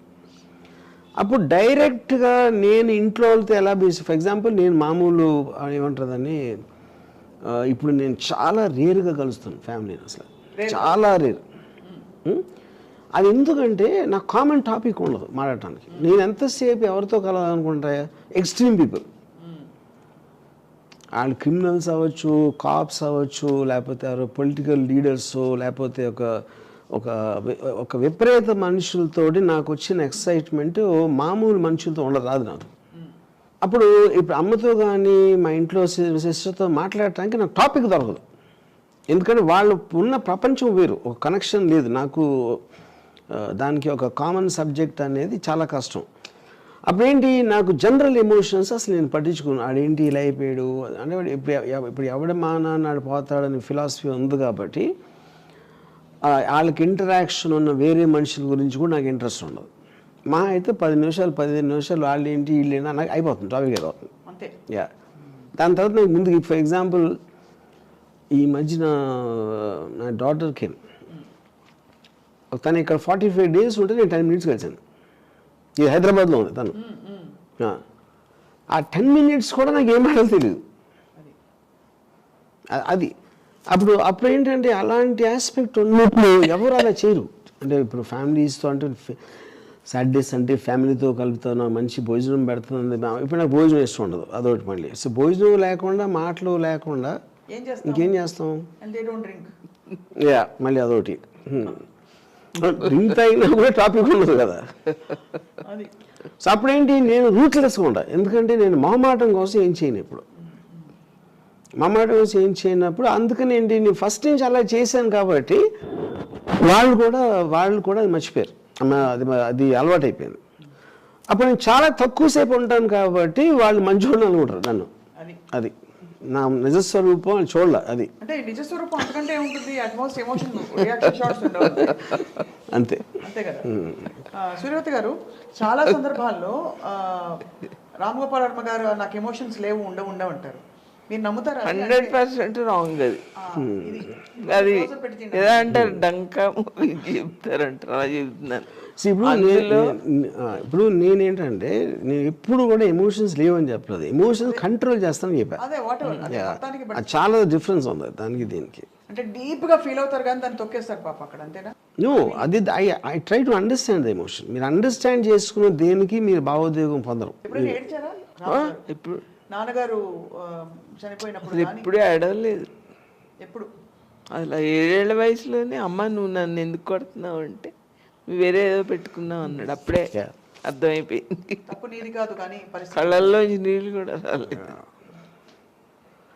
సో ఇప్పుడు ఇక్కడ ఏంటంటే ఒక పాయింట్, మీకు లాజిక్కి ఒక ప్రాక్టికల్ అప్లికేషన్ ఉంటుంది. ప్రాక్టికల్ అప్లికేషన్ అంటే ఏంటంటే మీరు అనుకున్న దాన్ని మీరు ప్రాక్టీస్లో చేయటానికి, మీరు ఆలోచించడానికి అవతల ఎలా తీసుకుంటారనే దానికి, అవతల దృష్టిలో అది ఎలా ఉంటుంది అనుకునే దానికి ఒక తేడా ఉంటుంది. సో దాంట్లో ఏమైంది, నాకు మా ఫాదర్ పోయినప్పుడు నేను ఇమ్మీడియట్గా నా ఫస్ట్ రియాక్షన్ నాకు తెలిసినప్పుడు నా ఫస్ట్ రియాక్షన్ అమ్మ. ఇది అమ్మకి ఎలా చెప్పాలి? అప్పుడు నేను ఎక్కడ ఆ టైంలో ఒక ఎస్టీడీ బూత్ ఉండేది, సెల్ ఫోన్స్ ఇవ్వ టైంలో. ఎస్టీడీ బూత్లోంచి ఫోన్ చేసి అక్కడ చెప్పాడు నాకు, నా ఫాదర్ ఎక్కడో భీమవరంలో ఆయనకు హార్ట్ అటాక్ వచ్చింది. ఇంట్లో. కానీ ఏంటి, అది మా సిస్టర్ విజయ నన్ను నిద్రపోతూ ఉంటే లేపిందాను. బుజ్జి ఫోన్ చేస్తున్నాడు, ఫోన్ చేసాడు, అర్జెంటుగా నీతో మాట్లాడాలని. సో నేను ఆ బుజ్జి అంత క్లోజ్ కూడా కాదు నాకు, నిద్ర లేపి ఎందుకు చెప్తాను, వెళ్ళి నేను మాట్లాడితే పక్కన ఎవరైనా ఉన్నారన్నాడు. సో అక్కడ అమ్మకి విజయకు కూడా డౌట్ వచ్చింది, ఏంటి బుజ్జి రాముతో ఇంత అర్జెంటుగా ఏంటి పని ఏడుతో అని. సో అప్పుడు నేను వెళ్ళి బయట నుంచి ఫోన్ చేసి తెలిసాక నేను వెనక్కి వస్తా ఉట్టి అమ్మకి ఎలా చెప్పాలని ప్రాక్టీస్ చేస్తున్నాను. ఇక్కడ వచ్చేసి నేను గట్టిగా నాన్న అంటే చాలా క్యాజువల్గా చెప్పాను, నాన్నగారికి ఏదో చిన్న గుండె నొప్పి వచ్చిందంట, నేను ఇక్కడికి తీసుకొచ్చేయమని చెప్పాను నాన్న. దానికి అమ్మ అంటే షీ వాజ్ సస్పెక్టింగ్ ఏదో జరుగుతుంది. ఎప్పుడైతే నాన్న పేరు చెప్పానో షీ కొలాప్స్. అక్కడి నుంచి నేను ఇంకా పెద్ద డ్రామా ఆడేసి ఎవరు ఇంటికి రావద్దని చెప్పి అది చెప్పి ఏదో అంతా చేసాను. దీని మొత్తంలో నేను అసలు మర్చిపోయాను. నేను ఎంతసేపు అమ్మకి ఎంత కేర్ఫుల్గా చెప్పాలి, ఎలాగ రివీల్ చేయాలి అనే ఒక స్క్రీన్ ప్లే రాయటంలో బిజీగా ఉన్నాను నేను బేసిక్గా. అయిపోయిన తర్వాత ఒకసారి బాడీ వచ్చేసిన తర్వాత నేను వెళ్ళి అంటే మనం తన హ్యాపీ మూమెంట్స్ని గుర్తుపెట్టుకున్నాం. ఇప్పుడు ఆయన ఫోటో పెట్టి ఇక్కడ దండ పెట్టి ఆ 11వ రోజు ఇవన్నీ మాత్రం దయచేసి చేయొద్దు. దీనికి ముందేంటి మా ఫాదర్ ఏమో ఆయన బాడీని డొనేషన్కి ఇవ్వాలి, ఐస్ డొనేట్ చేయలేదు చెప్పారు. ఇప్పుడు ఆ టైంలో nobody wants to see that. అంటే ఇప్పుడు మనం నిన్నటి వరకు మనతో ఉన్నప్పుడు నేనేమో నాన్నగారు కోరారు కదా, అది ఎలా మనం అవాయిడ్ చేస్తాం అనే దాంట్లో కొంచెం ఆల్మోస్ట్ ఫోర్స్ఫుల్గా మాట్లాడాను. అప్పుడు అమ్మ ఏడుస్తా నీ ఇష్టం అన్నాడు. ఇప్పుడు అయిపోయిన తర్వాత ఐస్ డొనేషన్ అది చూసి అది నేను విపరీతంగా ఐ ఫెల్ట్. ఎందుకంటే అన్ని సంవత్సరాలు వాళ్ళిద్దరూ కలిసి ఉన్నప్పుడు నేనేదో పెద్ద తక్కువ లాజిక్ తీసుకొచ్చి, అండ్ ఎందుకంటే life is for the living not for the dead. Father పోయారు, ఆయనకి అయితే తెలియదు ఏమవుతుందో. అమ్మకి అలాంటి విజువల్ సబ్జెక్ట్ చేశానని నాకు చాలా చాలా పెద్ద regret. Maybe the most regretted incident in my life. Yeah, but that's it. And అయిపోయింది. అంటే that's one of the flops I made ఆ డెసిషన్. ఓకే, అప్పుడు ఎందుకంటే నేను ఎక్కడి నుంచి ఉన్నాను, అమ్మ ఎప్పటి నుంచి ఫాదర్ నుంచి పెళ్లి చేసుకున్నప్పటి నుంచి ఇన్ని సంవత్సరాలు వాళ్ళు గడిపి, అందుకని ఆ రోజు నేను డిసైడెడ్ నా లైఫ్లో మళ్ళీ ఎప్పుడు నేను ఒక పోయిన వాళ్ళ బాడీ అనేది ఎంచుకోను. That is one I decided first and last time. ఇప్పుడు ఈ సందర్భంలో నేను ఒకటి చెప్తాను మీకు. ఒకటి, ఇప్పుడు ఎవరు ఎప్పుడు పోతారో ఎవరికి తెలియదు. నేను ముందు పోయినా నువ్వు నన్ను చూడద్దు, నేను నిన్ను చూడను. ఎస్, కానీ ఇక్కడ ఒక రహస్యం I love it, I love it. Swapna, ఒక రహస్యం ఇప్పుడు కనిపెట్టావా? ఇప్పుడు ఇప్పుడు ఫస్ట్ టైం మా అమ్మతో మాట్లాడు, మా అమ్మతో ఎస్, మా అమ్మతో మాట్లాడను, మా అమ్మ నేను 6 నెలలు అయింది అంటాడు. అవన్నీ ఏంటి మేము తలుచుకోవడం కదా.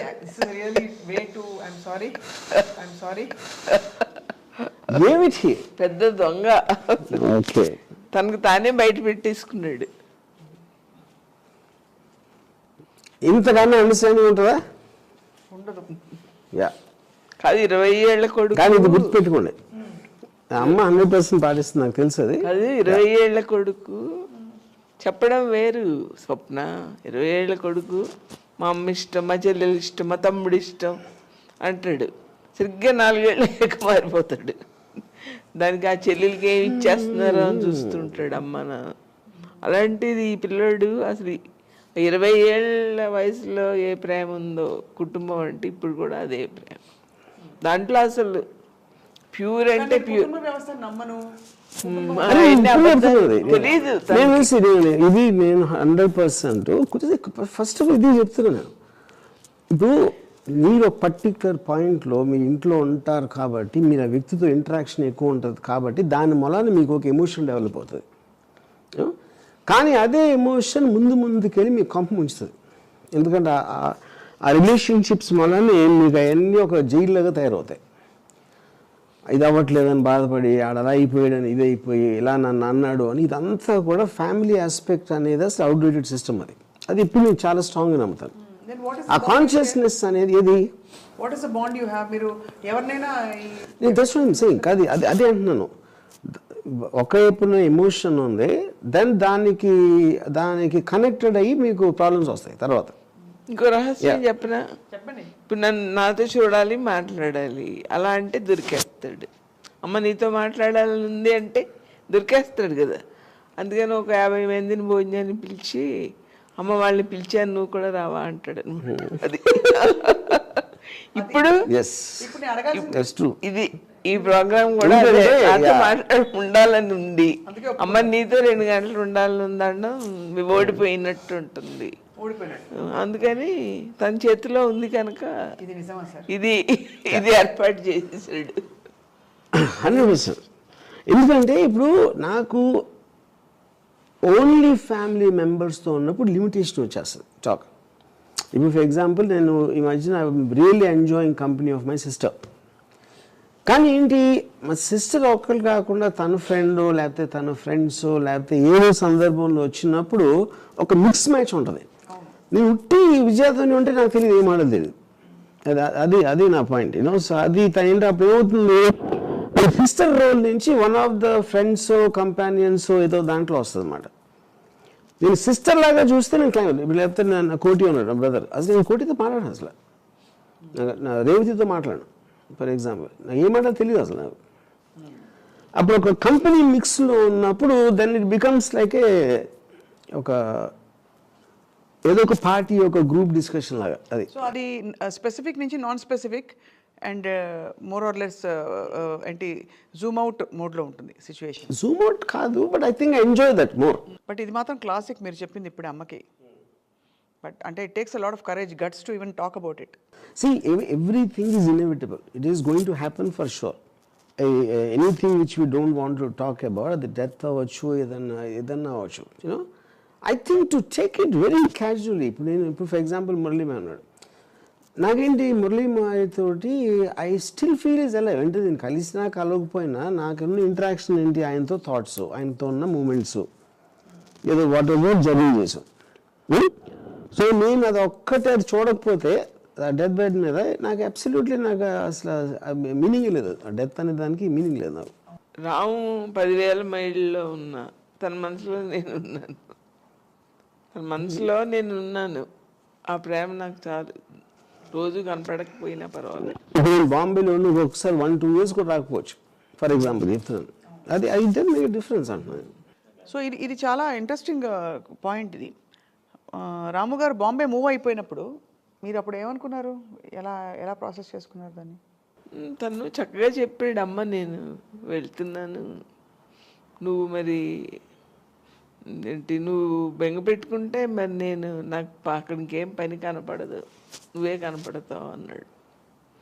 అంటే వెంటనే రాముకు పనే కనపడాలి అనుకున్నా. మీ గురించి అమ్మ చెప్తున్న విషయాలు ఇవి revolutions to the world. Because మీరు కోల్డ్, ఒక ఏం చెప్పాలి, anti social, against societies normal, ఇవి beyond emotions, devoid of emotions beyond గారు, ఇలాంటి ఒక ఇంప్రెషన్ క్రియేట్ అయింది కాలక్రమంలో. Rebellious, reckless, irresponsible. Yeah, but all of them is true. That is true. Maybe you're just getting mixed up with this. I think you're... see, the point is, ఒక aspect అనేది మీకు ఇష్టం అనుకోండి, కానీ దాని వెనకాల హిడెన్ డేంజర్ ఉంది అని తెలిసినప్పుడు, అది ఎప్పుడు తెలుస్తుంది మీకు? దాంట్లోకి వెళ్ళినప్పుడే తెలుస్తుంది. అది దాంట్లోకి నేను వెళ్ళి దానిని స్టడీ చేశాను కాబట్టి ఫ్యూచర్ జనరేషన్ ఉండకూడదని, అందుకనే ఫ్యామిలీ స్ట్రక్చర్ కొలాప్స్ అవ్వాలని నా కోరిక. మీరు బాగా డిస్టెంట్ అయిపోయి ఉంటారు కుటుంబం నుంచి. మీ ప్రపంచంలో అక్కడ పెద్ద పెద్ద హీరోలు, స్టార్స్, ఇక్కడ ఇంటికి వస్తే మళ్ళీ మామూలు టిపికల్ మీరు పెరిగిన వాతావరణం. వాట్ వుడ్ హ్యాపెన్ అంటే స్విచ్ అయ్యేవారా? మోడ్ స్విచ్చింగా? లేకపోతే అక్కడ ఆమిర్ ఖాను, రెహమాను, ఇంకా ఉర్మిళ, శ్రీదేవి గారు, ఇంకా రకరకాల స్టార్స్ అందరూ మీ ప్రపంచంలో, అమితాబ్ బచ్చన్, అమ్మో Aishwarya Rai, who is who?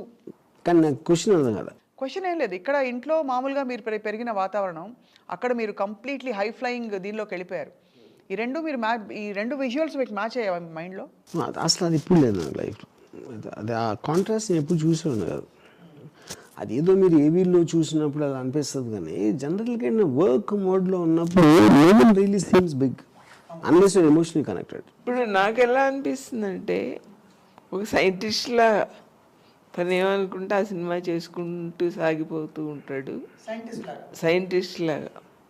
Next ఇంకోటి, తను అసలు మన గవర్నమెంట్ కూడా రాముకి ప్రైమ్ మినిస్టర్ అండ్ ప్రెసిడెంట్ గారు వేరే దేశంలో వాళ్ళకి ఏదో పని ఉందనుకోమ్మా, ఈయన్ని పంపిస్తే చాలా స్మూత్గా చేసుకుని వాళ్ళని ఇబ్బంది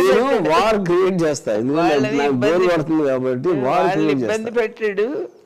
అడిగిన ఆయనకి ఏమీ హాని ఉండదు, అడిగించుకున్న ఆయనకి. ఇక్కడ వీళ్ళకి ఏమీ హాని ఉండదు, స్మూత్గా పనిచేసి వచ్చేస్తాడు. ఎప్పుడు అలా అనుకుంటారు. కానీ I agree that I have the capacity, but I also capable of creating a war. Creating ఏం వారు కాదు, ఎందుకంటే సేమ్ టెక్నిక్ యూజ్ చేస్తాడు ఎవరినైనా చాలా స్మూత్ వే, అండ్ అవతల వ్యక్తికి ఏమీ హాని జరగదు. ఇంట్లో సరే రాము గారు ఆయన మ్యారేజ్ వర్కౌట్ అవ్వలేదు, విడిపోయారు.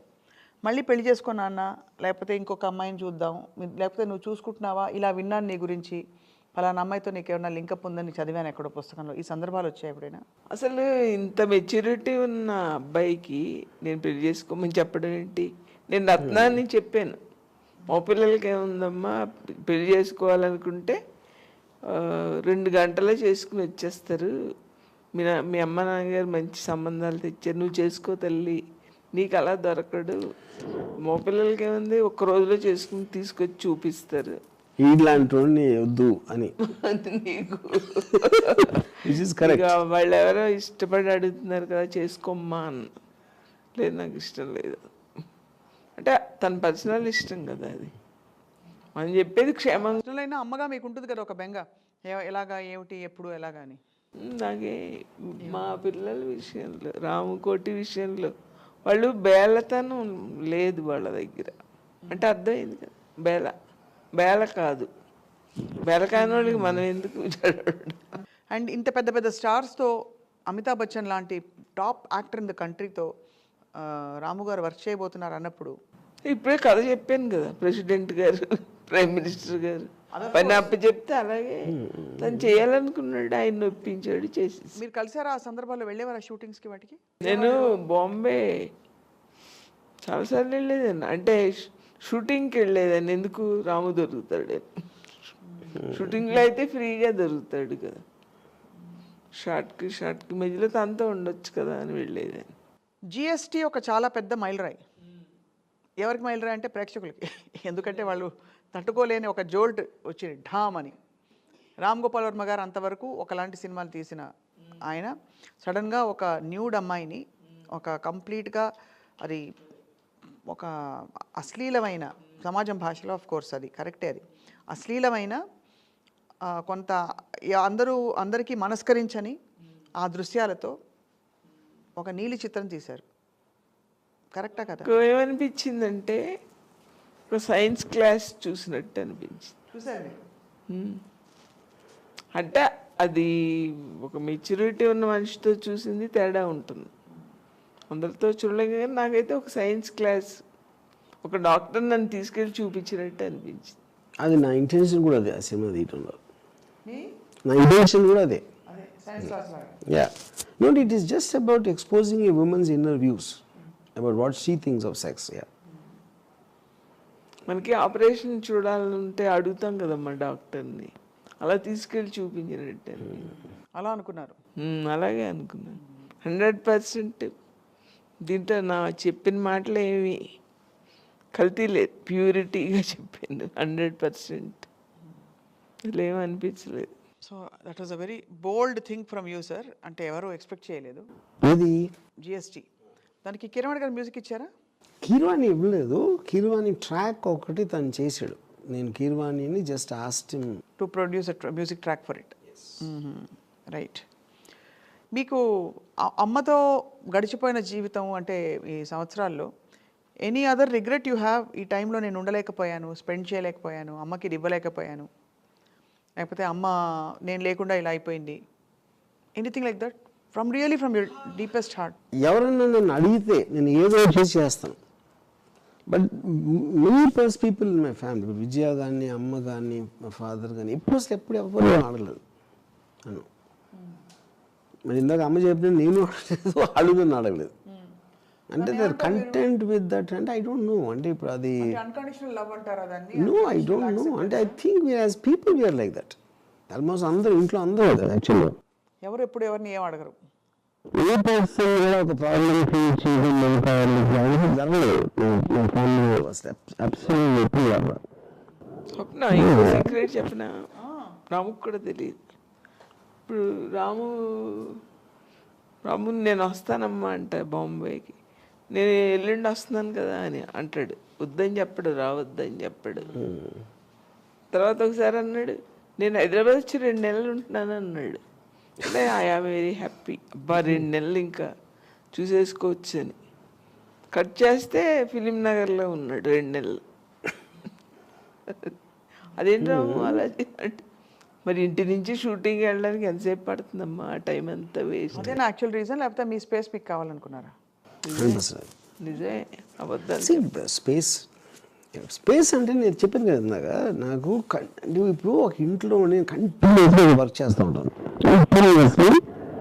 Internet, script, accelerator. సో ఇంట్లో చాలా మంది మా ఫ్యామిలీ మెంబర్స్తో నేను ఒక్కడిని ఐసోలేటెడ్గా ఉండటం అనేది నాకు చాలా ఆడ్గా అనిపిస్తుంది. The home is supposed to be about stay alone. Yeah, correct.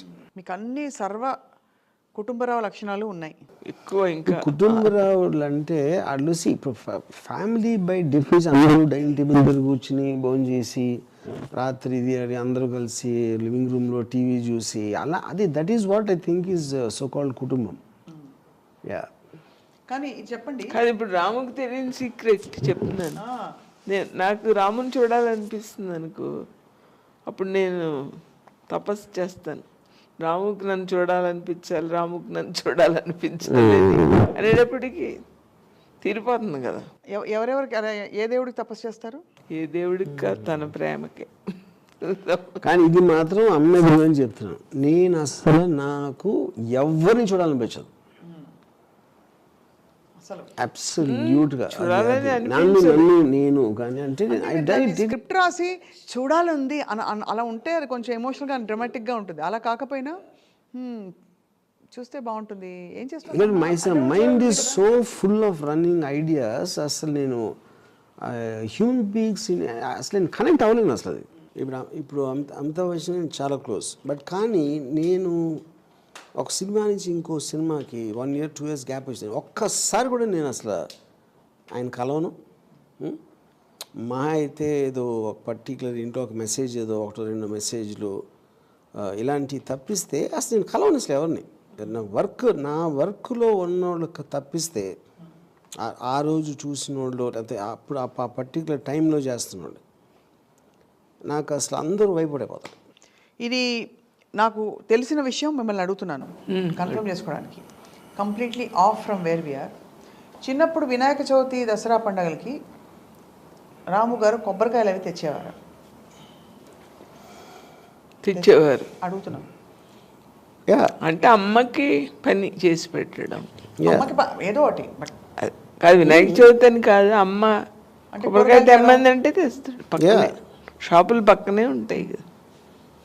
పైగా హాలిడేస్ నేను కూర్చునేవాడిని Vinayaka Chavithi whatever that is and everything చేసేవాడు నేను. అంటే ద పాయింట్ ఏంటి అక్కడ Vinayaka Chavithi like for the ఉండ్రాళ్ళు 2-3 రోజులు చదువుకోకలా పుస్తకాలు అక్కడ అది నా మెయిన్ ఇంట్రెస్ట్.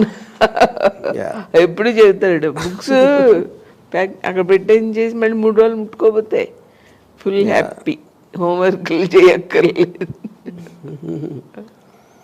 సో నాకు ఇప్పుడు మా నాన్నమ్మ ఉండేవారు మా ఇంట్లో. మా నాన్నమ్మ మెయిన్ రీజను నేను నాస్తికుడు అవడానికి మెయిన్ రీజన్ ఆవిడ. ఎందుకంటే ఆవిడ రామకోటి 5 times రాశారు ఆవిడ. 5 times అంటే ఈచ్ టైమ్ 100 books. ఆ రాస్తా మధ్యలో అమ్మని తిట్టేవారు, మధ్యలో నన్ను తిట్టేవారు. ఏంటి రాస్తున్న టైంలో అది ఇంకా బెస్ట్ అది. సో అక్కడితోటే నాకు ఫస్ట్ అసలు యాంటీ గాడ్ అనేది ఆవిడ నుంచి స్టార్ట్ అయింది నాకు. అంటే రామకోట రాస్తూ మనసులో అంటే ఇప్పుడు టెక్నికల్గా ఆవిడకన్నా భక్తురాలు లేరు, ఎందుకంటే ఆవిడ పొద్దున్న నుంచి రాత్రి పడుకునే వరకు రాస్తూ ఉంటారు. మళ్ళీ ఈ మధ్యన 1-2 గంటలు గ్యాప్ ఉండే పూజ. మళ్ళీ 90 years ఓల్డ్ ఉమెన్ రోజంతా 12-14. సో అప్పుడు అది అయిపోయిన తర్వాత ఆవిడ లాస్ట్ డేస్లో ఆవిడకి పారాలసిస్ వచ్చింది. భీమవరంలో ఏదో రిలేటివ్ వాట్ ఎవర్ రిలేటివ్. నేను ఆయన ఇంట్లోకి వెళ్తే చిన్న స్టోర్ హౌస్ అంటే ఈ బొగ్గులు అని పెడతారు కదా, అక్కడ పెట్టారు. మేము ఇంట్లో ఖాళీ లేక ఏదో నేను చూడటానికి వెళ్తే ఆవిడ మీద బుద్ధంగా తిరుగుతున్నాయి. ఆ విజువల్ ఒక్క దానితో నేను పర్మనెంట్గా గాడ్ వదిలేసాను. అంటే ఈవిడ ఇంత చేసి ఇలా అయ్యి ఈవిడే లాస్ట్ ఇయర్ ఇంకెవడికి ఏమొస్తుంది దేవుడి నుంచి అని. మీరేమో ఏం చేయకుండా అమితాబ్ బచ్చన్ డైరెక్ట్ చేశారు. ఏది బేసిక్. సో ఐ థింక్ అది అంటే యంగ్ టైంలో ఇట్స్ వెరీ డిఫికల్ట్ ఫర్ ఇప్పుడు నేను సిగరెట్ తాను, ఎందుకంటే మా ఫాదర్ చైన్ స్మోకర్. ఆ చైన్ స్మోకింగ్ తోటి నాకు ఎందుకో ఒక డిస్టెన్స్ వచ్చేది మాటికి ఆయన సిగరెట్ తాగుతుంటే. కానీ ఆయన డ్రింక్ మాత్రం జస్ట్ ఒక స్మాల్ పెగ్ ఏదో వేస్తారు, బ్రాండీ ఏదో సంథింగ్. అది క్యూట్గా ఉండేది నాకు. అందుకని నేను ఓడకలో వచ్చాను, సిగరెట్ తాగలేదు. అందుకని ఆయన ఎక్కువ ఏది చేస్తే నాకు చేయలేదు అన్నమాట, తక్కువ ఏం చేస్తే అది ఎక్కువ చేస్తున్నాను నేను. నో, కొట్టడం, మందలించడం. ఇప్పుడు మీకు ఈ అభ్యుదయ భావజాలం అమ్మ నుంచి వచ్చిందా, నాన్నగారి నుంచి వచ్చిందా? అంటే రిలేటివ్ కంపారిజన్. మన నాన్నగారు కూడా ఆల్మోస్ట్ నాస్తికుడు. ఆయన కూడా చాలా లాజిక్, రేషనాలిటీ. దాని వల్లనే నాగేశ్వరరావు గారికి ఈ పెద్దలందరికీ ఫాదర్ అంత దగ్గర అవటం కూడా ఆయన because of the way talks and logic and analysis. అమ్మ, చిన్నప్పుడు రాము గారు రిలేటివ్స్తో ఉన్న పద్ధతి, ఇంట్లో ఉన్న పద్ధతి చూసినప్పుడు ఒకరోజు మా అబ్బాయి ఇలా ఉంటాడు, ఇలా తయారవ్వచ్చు, లేకపోతే ఒక పెద్ద కొంచెం అంటే సమాజం పరిధిలో కొంచెం రెవల్యూషనరీగా అవుతారని అనుకున్నారా మీరు? అసలు అనుకోలేదు. నాకు ఎంతసేపు ఇంజనీరింగ్ చదివించేసి ఇప్పుడు ఉద్యోగంలో పాయింట్ ఏమైందంటే, నేను పెళ్లి చేసుకున్న టైం, ఎందుకంటే పెళ్ళి అంటే ఆల్మోస్ట్ ఇంజనీరింగ్ అవ్వగానే అయిపోయింది మ్యారేజ్. అప్పుడు ఈ రత్నాకి నాకు వచ్చిన గొడవలు కానీ, నా తాజ్ కృష్ణలో నేను చేసే ఉద్యోగం ఒక ఇన్సెక్యూరిటీ వచ్చేసింది అంతా. ఏంటి అదేంటి అనేది. That was a difficult time for the whole family. మొత్తం అందరూ ఏది సరిగ్గా సెట్ అవ్వట్లేదు. ఇలాంటి పీరియడ్లో నేను వెనకాల నుంచి ఈ సినిమా బ్రేక్ ట్రై చేస్తూ ఉన్నాను. యా. సో ఇది అసలు వాళ్ళ దగ్గరికి అంత వెళ్ళలేదు, అసలు ఏం చేస్తున్నాను ఏంటి అనేది అంత రిజిస్టర్ అవ్వలేదు ఎవరికి బేసిక్గా. సో నాకు గుర్తు, నాకు first time Shiva direction chance Annapurna studios ఇస్తున్నారు అన్నప్పుడు కూడా ఎవరు రియాక్ట్ అవ్వలేదు దానికి అసలు. ఎందుకంటే ఆ టైంలో అంత తెలిసేది కూడా కాదు ఏంటి డైరెక్షన్ అంటే ఏంటి, అది పెద్ద విషయం అనేది రిజిస్టర్ అవ్వాలా అనుకున్నారు అందరూ. యూనో అది దానికి మెయిన్ కారణం నాకు రత్నకి ఉన్న దాంట్లో ఆల్రెడీ ఈడైపోయాడు, ఈడేదో పిచ్చి పిచ్చిగా చేస్తున్నాడు, వీడియో లైబ్రరీ అంటాడు కాసేపు, లేకపోతే ఇది అంటాడు అని ఒక ఇన్సెక్యూర్ అట్మాస్ఫియర్ వచ్చింది. కాబట్టి నా సినిమాలో నేను చేయటం అనేది రిజిస్టర్ అవ్వలేదు ఎవరికి అసలు. నాన్నగారు కూడా maybe didn't take it seriously, నిజంగా అవుతుంది వాళ్ళు ఏదో మాట్లాడుతున్నాడు వెనకాల తిరుగుతున్నాడు, కానీ వాళ్ళు నిజంగా ఇస్తారా అనేది కూడా నాన్నగారికి డౌట్స్ ఉంటే అది కూడా ఎక్స్ప్రెస్ చేసి ఉంటుంది ఎక్కడో వచ్చాడు ఇంట్లో. ఫైనల్గా ఆల్మోస్ట్ ఫిలిం చూసేవరకు ఎవరికి అసలు they didn't feel the effect. Cinema release అయ్యే వరకు చూసి అఫ్ కోర్స్ నాకు అసలు ఎప్పుడే అక్కడ నాకు గుర్తుంది, రత్న ఏమో ఈ భాస్కర్ ప్యాలెస్ అని ఒక హోటల్ ఉండేది, దాంట్లో ఒక ప్రివ్యూ థియేటర్ ఉండేది. అక్కడ చూసి షాక్ అయిపోయింది అసలు. అంటే ఫస్ట్ టైం తనకి రిజిస్టర్ అయింది ఇదేదో జరిగిపోయింది అనేది అక్కడ.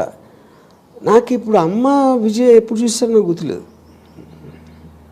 నాన్నగారు చూశారు స్టూడియోలో, చూసి అది ఆడదని చెప్పారు నాకు.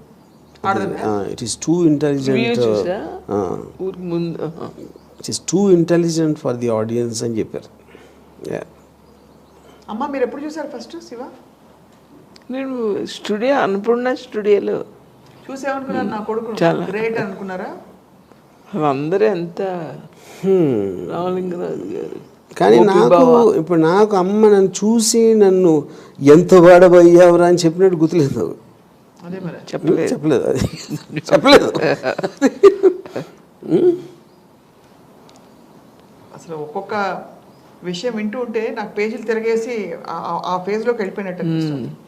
సో ఓవరాల్గా మీరు అంటే మీ జర్నీలో సూర్యవతి గారు, రామ్ గోపాల్ వర్మ గారి మైల్ స్టోన్స్ అన్నీ ఒకవైపు, కానీ ఆయన భావజాలం, ఐన్ ర్యాండ్ ఫిలాసఫీలు, నీషేలు ఇవన్నీ ఇంట్రడ్యూస్ అయినప్పుడు ఏమనుకునేవారు మీరు? ఏమనుకునేవారు కాదు? అవన్నీ నాకు తర్వాతే తెలిసింది. అసలు రాము చిన్న స్టూడెంట్గా ఉన్నప్పుడు నాకు తెలియదు. కాకపోతే ఒకటి చెప్పిన ఒక జోక్, నేను ఎద్దనపూడి సులోచనారాణి మీకు ఐడియా ఉందా? అయ్యో, ఆవిడ నవల్స్ చదివి తెలిపోతూ ఉండేదని 30 ఏళ్ళ వయసులో. 10 ఏళ్ళ పిల్లడేమో ముప్పాళ్ళ రంగనాయకమ్మ గారి నవల్స్ చదివి తను జీర్ణించుకునేవాడు ఆవిడ. నేనేమో ఎద్దనపూడి సులోచనారాణి గారి నవల్స్, ఆహా ఇలా ఉండాలి నవల్ అంటే. ఆవిడ ఆ నగ్న సత్యాలు రాస్తే మనకేం నచ్చుతుంది. పేర్లు మాత్రం దేవుడి పేర్లు పెట్టారు కదా రాము గారికి, రామ్ గోపాల్. ఫస్ట్ మా అత్తగారు పెట్టుకున్నారు, రామ్ కోటి రాశారు కదా, తన పేరు రాము, మా చిన్న కొడుకు పేరు కోటి, విజయలక్ష్మి కూడా ఆవిడే పెట్టుకుంది. నా పేరు రామ్ పండు అని పెట్టారు. రామ్ పండు అని పెడితే నాన్నగారు చాలా ఫీల్ అయిపోయి ఒక స్కూల్లో అందరూ తిడతారు, స్కూల్లో అందరూ గెయిల్ చేస్తారు అని రామ్ గోపాల్ వర్మ అని పెట్టారు అక్కడ. ఇక్కడ పాయింట్ ఏంటంటే ఇప్పుడు దీని పుణ్యం అని రేపటి నుంచి టూలర్స్ అందరూ రాంపండు అంటారు నన్ను. కాదు, ఇంకా అసలు ఇంకొక కథ ఉంది. తను పుట్టినప్పుడు మా పెద్దమ్మమ్మ గారు ఉన్నారు ఇక్కడ హైదరాబాద్లో. మా అమ్మ ఆవిడ్ని తోడు తెచ్చుకున్నారు. రాము నిలోఫర్లో పుట్టాడు. ఇప్పుడు మా పెద్దమ్మమ్మ గారు ఏం చేశారంటే ఇలా ఎత్తుకుని అమ్మ అశోక్ చక్రవర్తి అని పేరు పెట్టవే అన్నారు. అంతటి వాడు అవ్వాలి, అవుతాడు అంటే. తర్వాత నెక్స్ట్ 5 months 6 months అయ్యాక మా అమ్మకి నాకు కూడా తన పేరు మా అత్తగారిని పర్మిషన్ అడగాలని తెలియలేదు. నేను వెళ్ళాను నరసాపురం, ఏం పేరు పెట్టారు అన్నారు మా అత్తగారు. నాకు అసలు ఆవిడంటే చాలా భయం. అంటే ఇలా అశోక్ వాడేవాడు, వాడు మన కులమా, అశోక్ మన కులమా, వాడి పేరు పెడతారా, రామ్ పండు అని పిలవండి అని చెప్పేసారు అంటారు. So Ashok Chakravarthy to Ram Pandu Ram Gopal Varma, good travel. కానీ మరి మా పెద్దమ్మమ్మ నిన్ను దీవించినట్టే అయ్యావు మరి చూడు, ఆవిడ నోరు ఎంత మంచిది. సో ఓవరాల్గా Ram Pandu garu, thank you. Yes, I have no problem. ఇప్పుడు నన్ను ఇవాళ సోషల్ మీడియాలో పిలిచే పేర్లకి ఇదో పేరు అంతే, ఇంకొకటి యాడ్. No problem. అంటే ఇప్పుడు ఏంటి, రాంపండు పిచ్చనా కొడగా కన్నా బెటరే కదా. Okay, no problem. Yeah. Rampandu garu, ఎప్పుడైనా అమ్మ మీకు అంటే కలిపి పెట్టడాలు ఇలాంటి కామన్ అంటే I'm sure it must have happened in very small. కాదు, ఇవి నన్ను తినేవాడు కాదు, చిన్నప్పుడు పాలు కూడా సరిగ్గా తాగేవాడు కాదు. ఆ తాగని పిల్లల్ని ఇంకా ఉసూరమంటూ ఉంటారు కదా. 3 సంవత్సరాలు 4 సంవత్సరాలు ఇలా ఎత్తుకునే వంట చేసేది. మా ఇంటికి వేణక్క, అక్క నీకు పద్మశ్రీ బిరుదు ఇయ్యాలి, నువ్వు ఎత్తుకుని వంట చేస్తున్నావు, ఎలా చేస్తున్నావే. మరి తినని పిల్లలు కాదు, ఎత్తుకుని నేను పిచ్చి పిచ్చి క్వశ్చన్లు అడిగి ఏడిపోతే ఒక చిరాకు వచ్చి నూనెలో వేసేలాగా. ఏమేశారు? నూనెలో వేసా, అదొక అడ్వాంటేజ్. అంటే పిల్లలు చిరాకు పెడతారు కదా. నాకు మా పిన్ని భవాని అని నా మదర్ సిస్టర్, నేను ఒకరోజు ఆయన ఒళ్ళో పెట్టుకుని ఇలా ఇలా ఇప్పుడు ఇలా పెట్టుకుని ఇలా ఇలా అనే ఏడుస్తున్నాడు. ఒక్కసారి టక్కని కొట్టింది. అంటే ఒక లిమిట్ దాటినప్పుడు వస్తుంది చిరాకు. అది anyway, just of the topic. వాళ్ళు నీరసంగా ఉంటారు పాపం, చిన్నప్పుడు పెళ్ళిళ్ళు. But what is actually evident, ఇప్పుడు ఇన్ని ప్రశ్నలకి దాని కామన్ పాయింట్ ఏంటంటే దట్ సమ్వేర్ మిమ్మల్ని అఫ్కోర్స్ అమ్మ అర్థం చేసుకున్నట్టు అని అంటాం, చాలా డీప్గా అర్థం చేసుకున్నారు ఒకవైపు, ఇంకోవైపు ఆవిడ చూడాలనుకుంటుందే మీలో చూస్తున్నారని కూడా అనిపిస్తుంది. Is that right? సి నాకు ఇప్పుడు నా ఫిలాసఫీగా నేను మాట్లాడేది కానీ లేకపోతే నేను జీవించే విధానం కానీ ఆ అన్నిటి దాంట్లోంచి అమ్మకి ఎంతో కొంత కరేజు, ఎంతో కొంత అండర్స్టాండింగు, ఒక హ్యాపీగా ఉండాలి బతికినంత కాలం అనే ఒక స్ట్రెంగ్త్ నా నుంచి కొంచెం వచ్చి ఉంటుందని నా ఆశ. అదొక్కటి నేను చెప్పిన, నా నుంచి తనకు వచ్చి మళ్ళీ తన నుంచి నేను నేర్చుకున్నాను. పాయింట్ అది. కానీ మీ నుంచి మొత్తం ఈ ఫిలాసఫీ అంతా మీ నుంచి వచ్చింది, ఇంకెక్కడి నుంచి వస్తుంది? నా నుంచి వచ్చాక మళ్ళీ ఏమీ తెలియనట్టు నేర్చుకున్నా తన దగ్గర. నువ్వే నేర్పించావు నాకు. ఎప్పుడైనా అంటే నిజంగా చెప్పాలి, ఇది ఫిలాసఫీ కాదు, ఇజంలు వద్దు, థియరీలు వద్దు. అమ్మ చెప్పండి, రాము గారు ఒంటరిగా ఉంటారు, ఏం తింటున్నాడు టైంకి, లేకపోతే సరే మీరు ఎంత భోజనం పంపించినా కూడా ఏమైపోతున్నాడు, ఏం చేస్తున్నాడు అనే ఆందోళన కలిగి ఉంటుంది కదా కొన్ని సందర్భాలు. అంటే తనను బట్టి నాకు కలగదు. అంటే చెప్పాను కదా మీ బేల కాదు ఈ పిల్లడని, ఇష్టంతో ఉంటున్నాడు కదా. సో అప్పుడు అలా ఆందోళన కలగలేదు. నేను ఒంటరి అయిపోయాను ఇప్పుడు నా కొడుకు దగ్గర నాకు అని బాగా మిస్ అయిపోయిన సందర్భాలు ఉంటాయి? అస్సలు ఉండదు నాకు. అంటే మరి దగ్గరే పక్కనే ఉన్నములని అంటే ఒక్కదాన్నే ఉన్నానని అస్సలు అనిపించదు. So sometimes it feels sir that మీరు do you ever worry and wonder, మీరు ఇందాక చాలా క్యాజువల్గా చెప్పేశారు ఎవరు ముందు వెళ్ళిపోయినా కూడా రెండో వాళ్ళు చూడకూడదని, but do you ever worry and wonder అమ్మ ఆరోగ్యం గురించి?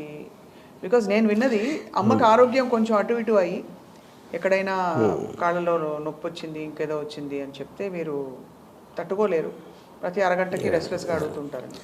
సి అది ఇప్పుడు ఇవన్నీ తీసేది ఓవర్ వృద్ధి ఉంటుంది. So I will just do my best what I can to get the best possible treatment are expert. ఇలాంటి దాంట్లో నేను చేస్తాను. కానీ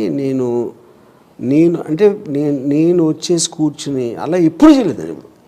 ఇప్పుడు నేను నాకు బాగుండకపోతే ఎవరు రాని దగ్గర నేను నాకు ఎప్పుడు ఒంట్లో బాగోకపోతే వచ్చి యా అంటే అది ఏమి రూలు గీలు కాదా, జస్ట్ హేట్ ఇట్ అంతే. స్వప్న చెప్పనా నీ దానికి ఆన్సర్.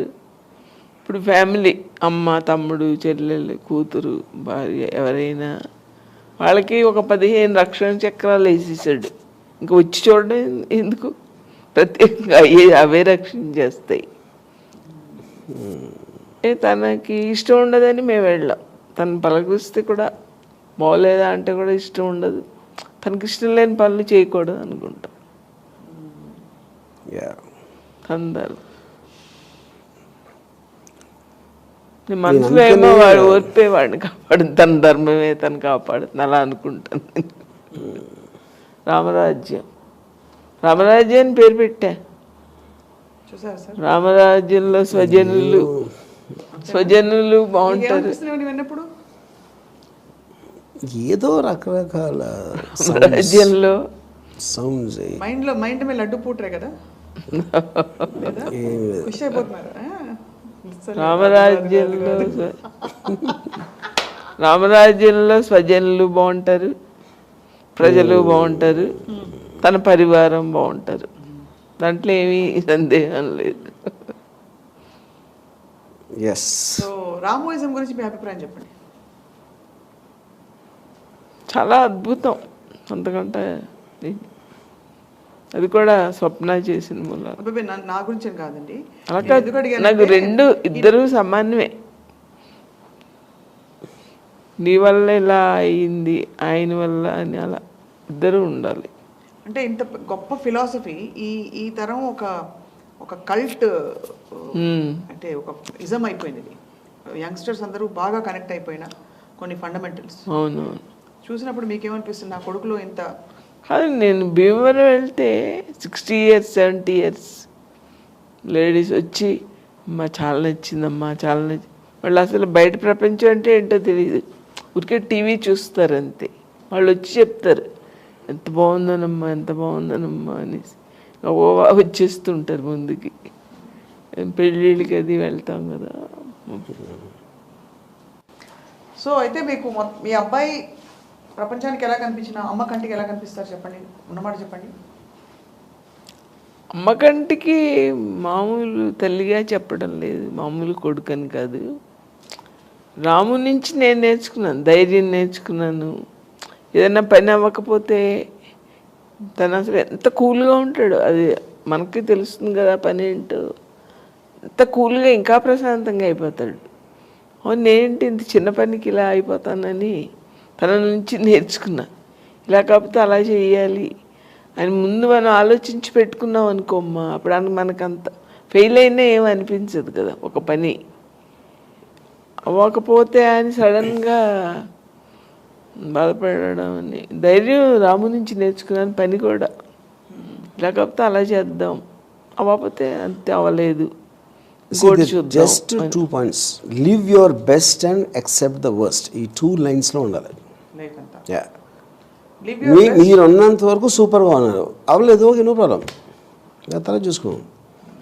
ఇప్పుడు నేను కాంటెస్ట్ చెప్తాను. ఇప్పుడు సపోజ్ నేను పోయాను అనుకోండి, మా ఫ్యామిలీ ఏడుస్తారు అనుకోండి. కానీ నేను పోయినప్పుడు ఏదో పొరపాటున నేను ఏదో చేశాను. అప్పుడు నాకు స్వర్గం రంభ ఉరసి మేనక దొరికిపోయారు. నాకు రంభ ఉరసి మేనక దొరికిపోయారు కాబట్టి వీళ్ళు ఏడుస్తున్నారంటే అది చాలా తప్పు కదా. అప్పుడు ఏంటి నా సుఖం చూసి వాళ్ళు కుళ్ళుకుంటున్నారా ఏంటి?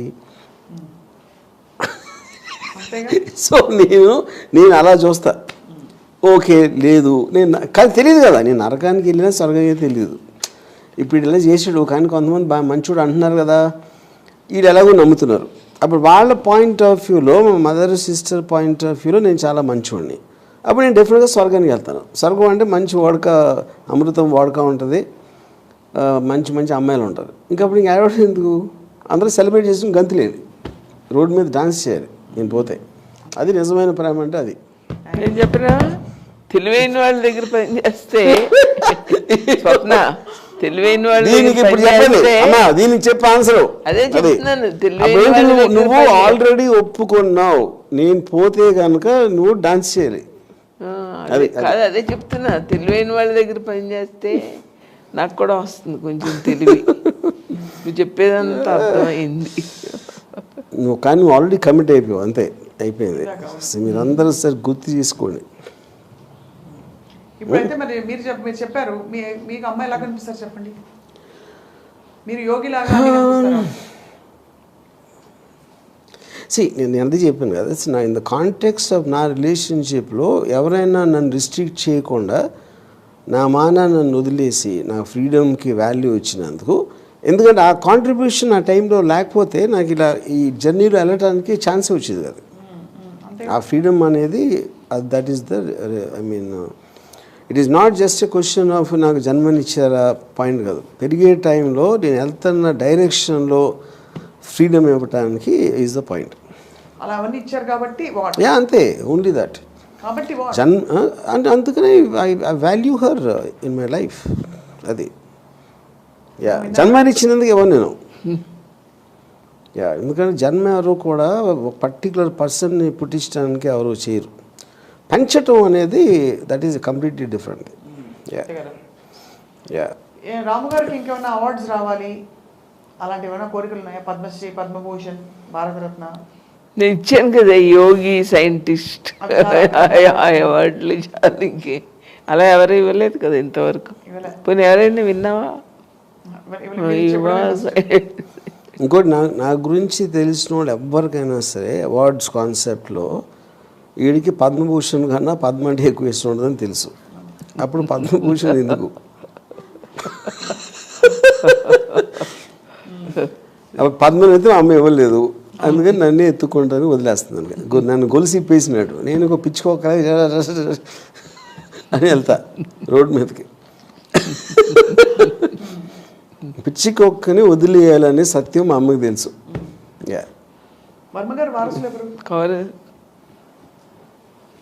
రామా ఎందుకు ఇద్దరు ఉన్నారు కదా అమెరికాలో.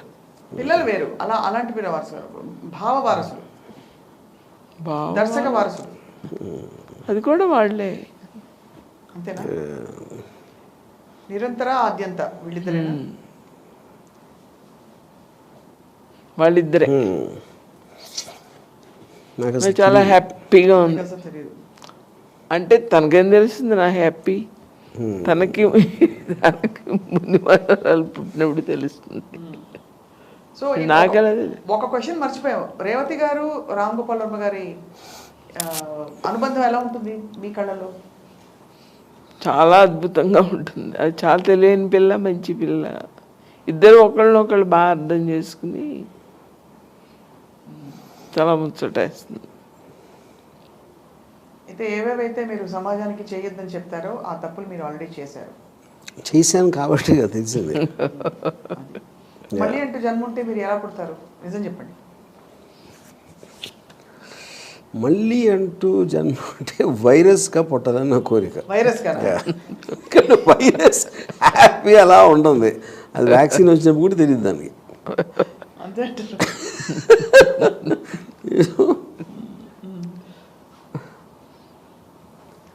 So the point at the end of the whole thing is I still want to say relationships are dangerous. దానికి ఇచ్చిన దీనికన్నా వేరేది ఎక్కువ డ్యామేజ్ రావడానికి ఛాన్స్ ఉంటుంది. ఎంత ఎక్కువ దగ్గర అయితే అంత ఎక్కువ డ్యామేజ్ అవ్వడానికి ఛాన్స్ ఉంటుంది. అది మాత్రం నేను వదలను. సో ఇవన్నీ పెరిఫరీలో కమిట్ అయిపోయాం కాబట్టి ఇంతవరకు ఓకే. ఇప్పుడు నేను పేరెంట్స్ని పిల్లలు పుట్టించకూడదని చెప్తాను. ఎందుకు చెప్తాను అది? ఫస్ట్ ఆఫ్ ఆల్ వాళ్ళు ఒక ఏముంటుందని మీ మెడకి గుదిబండ్లు అవుతారు. వాళ్ళని పెంచి పెద్ద చేసి వాడు ఏం చేస్తాడో తెలీదు, ఏమవుతాడో తెలీదు. మళ్ళీ మిగతా లైఫ్ అంతా దాన్ని రిగ్రెట్ చేస్తూ ఉండాలి. ఆ ఛాన్స్ తీసుకోవటం అనేది మీనింగ్ లేదు. అందుకని ఇప్పుడు నాకు అంటే అప్పుడు మీ అమ్మ నాన్న అలా అనుకుంటే, మీ అమ్మ అలా అనుకుంటే నువ్వు పుట్టివాడువా అంటే, ఇప్పుడు మా అమ్మకి చేసిన తప్పు నేను చేయడం లేదు కదా, కానీ నేను చేసా ఆల్రెడీ. కానీ అట్లీస్ట్ భావితరాలు చేయకూడదని నా చిన్న ఉచిత సలహా.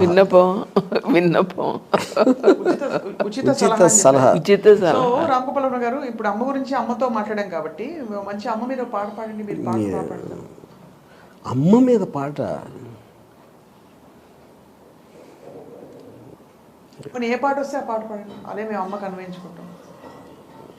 ఈ పాట వస్తుంది సార్, జస్ట్ ఈ జీవన తరంగాలలో ఆ దేవుని చదరంగా ఎంత అది మంచి. మీరు సింగర్ అవ్వాల్సింది యాక్చువల్లీ. ఈ కోణం ఎవరు చూడలేదు. మీరు తప్పకుండా మళ్ళీ ఒక గొప్ప సింగర్గా పుట్టి అదే టైంలో మనకి గొప్ప సింగర్గా పుట్టడం ఎందుకు, ఇప్పుడే అయిపోయాడు కదా. ఇప్పుడు అయిపోవచ్చు కానీ నేను న్యాచురల్గా నాకు వచ్చే పని చంపరా టన్ టన్ టన్ టన్ టన్ టన్ టన్ టన్ అది రక్త చరిత అది జీవన తరంగాలు లాంటి సినిమా పాట నేను లైఫ్లో పాడిన ఇప్పుడు. అది ఇవాళ మనసు నిండిపోయింది, బట్ చాలా ఎమోషనల్గా ఉంది నాకు కూడా. అంటే ఆ మాట అనేసరికి ఇందాక నుంచి ఎవరిని చూడకూడదని చెప్పారు కదా, అది ఎక్కడో కొంచెం అనిపించేలా ఉంది. అందుకని అది అర్థం అవ్వాలంటే తెలివి ఉండాలి. నాకు లేదంటారు ఇది మీకు అనిపిస్తే అలా, అదే సెలబ్రేషన్ మ్యాన్. అంతే. Yeah. But so if celebration, then why? What is there not to see? What is there not to see? If it's because I don't want that visual. I mean, I want a thought. But if it's a celebration. No. Celebration appudu you don't want a dark image, no. అది point అక్కడ. ఆ image మాత్రం డార్కే. Yeah. I thought image. నేను పోయినప్పుడు మా mother dance చేసేసింది అనుకోండి music తోటి. ఎందుకు అరే మావాడికి రాంబాజీ మ్యాన్గా దొరికరోవచ్చు అంటే అప్పుడు అది నిజమైన కాంప్లిమెంట్ అది. అంతేకాని వాడి మనసు ఇది, వాడు ఎమోషన్ ఉంది, అది కాదు. అంతే అంటారు. యా. అమ్మా మీరు ఒప్పుకుంటారా? అయిపోయింది, కమిట్. ఇంకా వద్దు, అంతే. ఇంకా no more questions, just wrap up. Right sir, we are all actually thrilled ఇవాళ. అమ్మని మిమ్మల్ని సూర్యవతి గారు మీకు ధన్యవాదాలు ఇంత సమయం మాకు కేటాయించినందుకు. అండ్ రామ్ గోపాల్ వర్మ గారు, as always grateful to you sir for this time and for sharing something very very personal with all of us. నాకు ఏది పర్సనల్ కాదు, నాకు అన్ని పబ్లికే. అంటే మీరు స్పెషల్ అని చెప్తూ ఉంటే మీరు కాదంటున్నారు. Yeah. Thank you very much. ఇది ఇవాల్టి Ramoism plus. Thank you all for watching.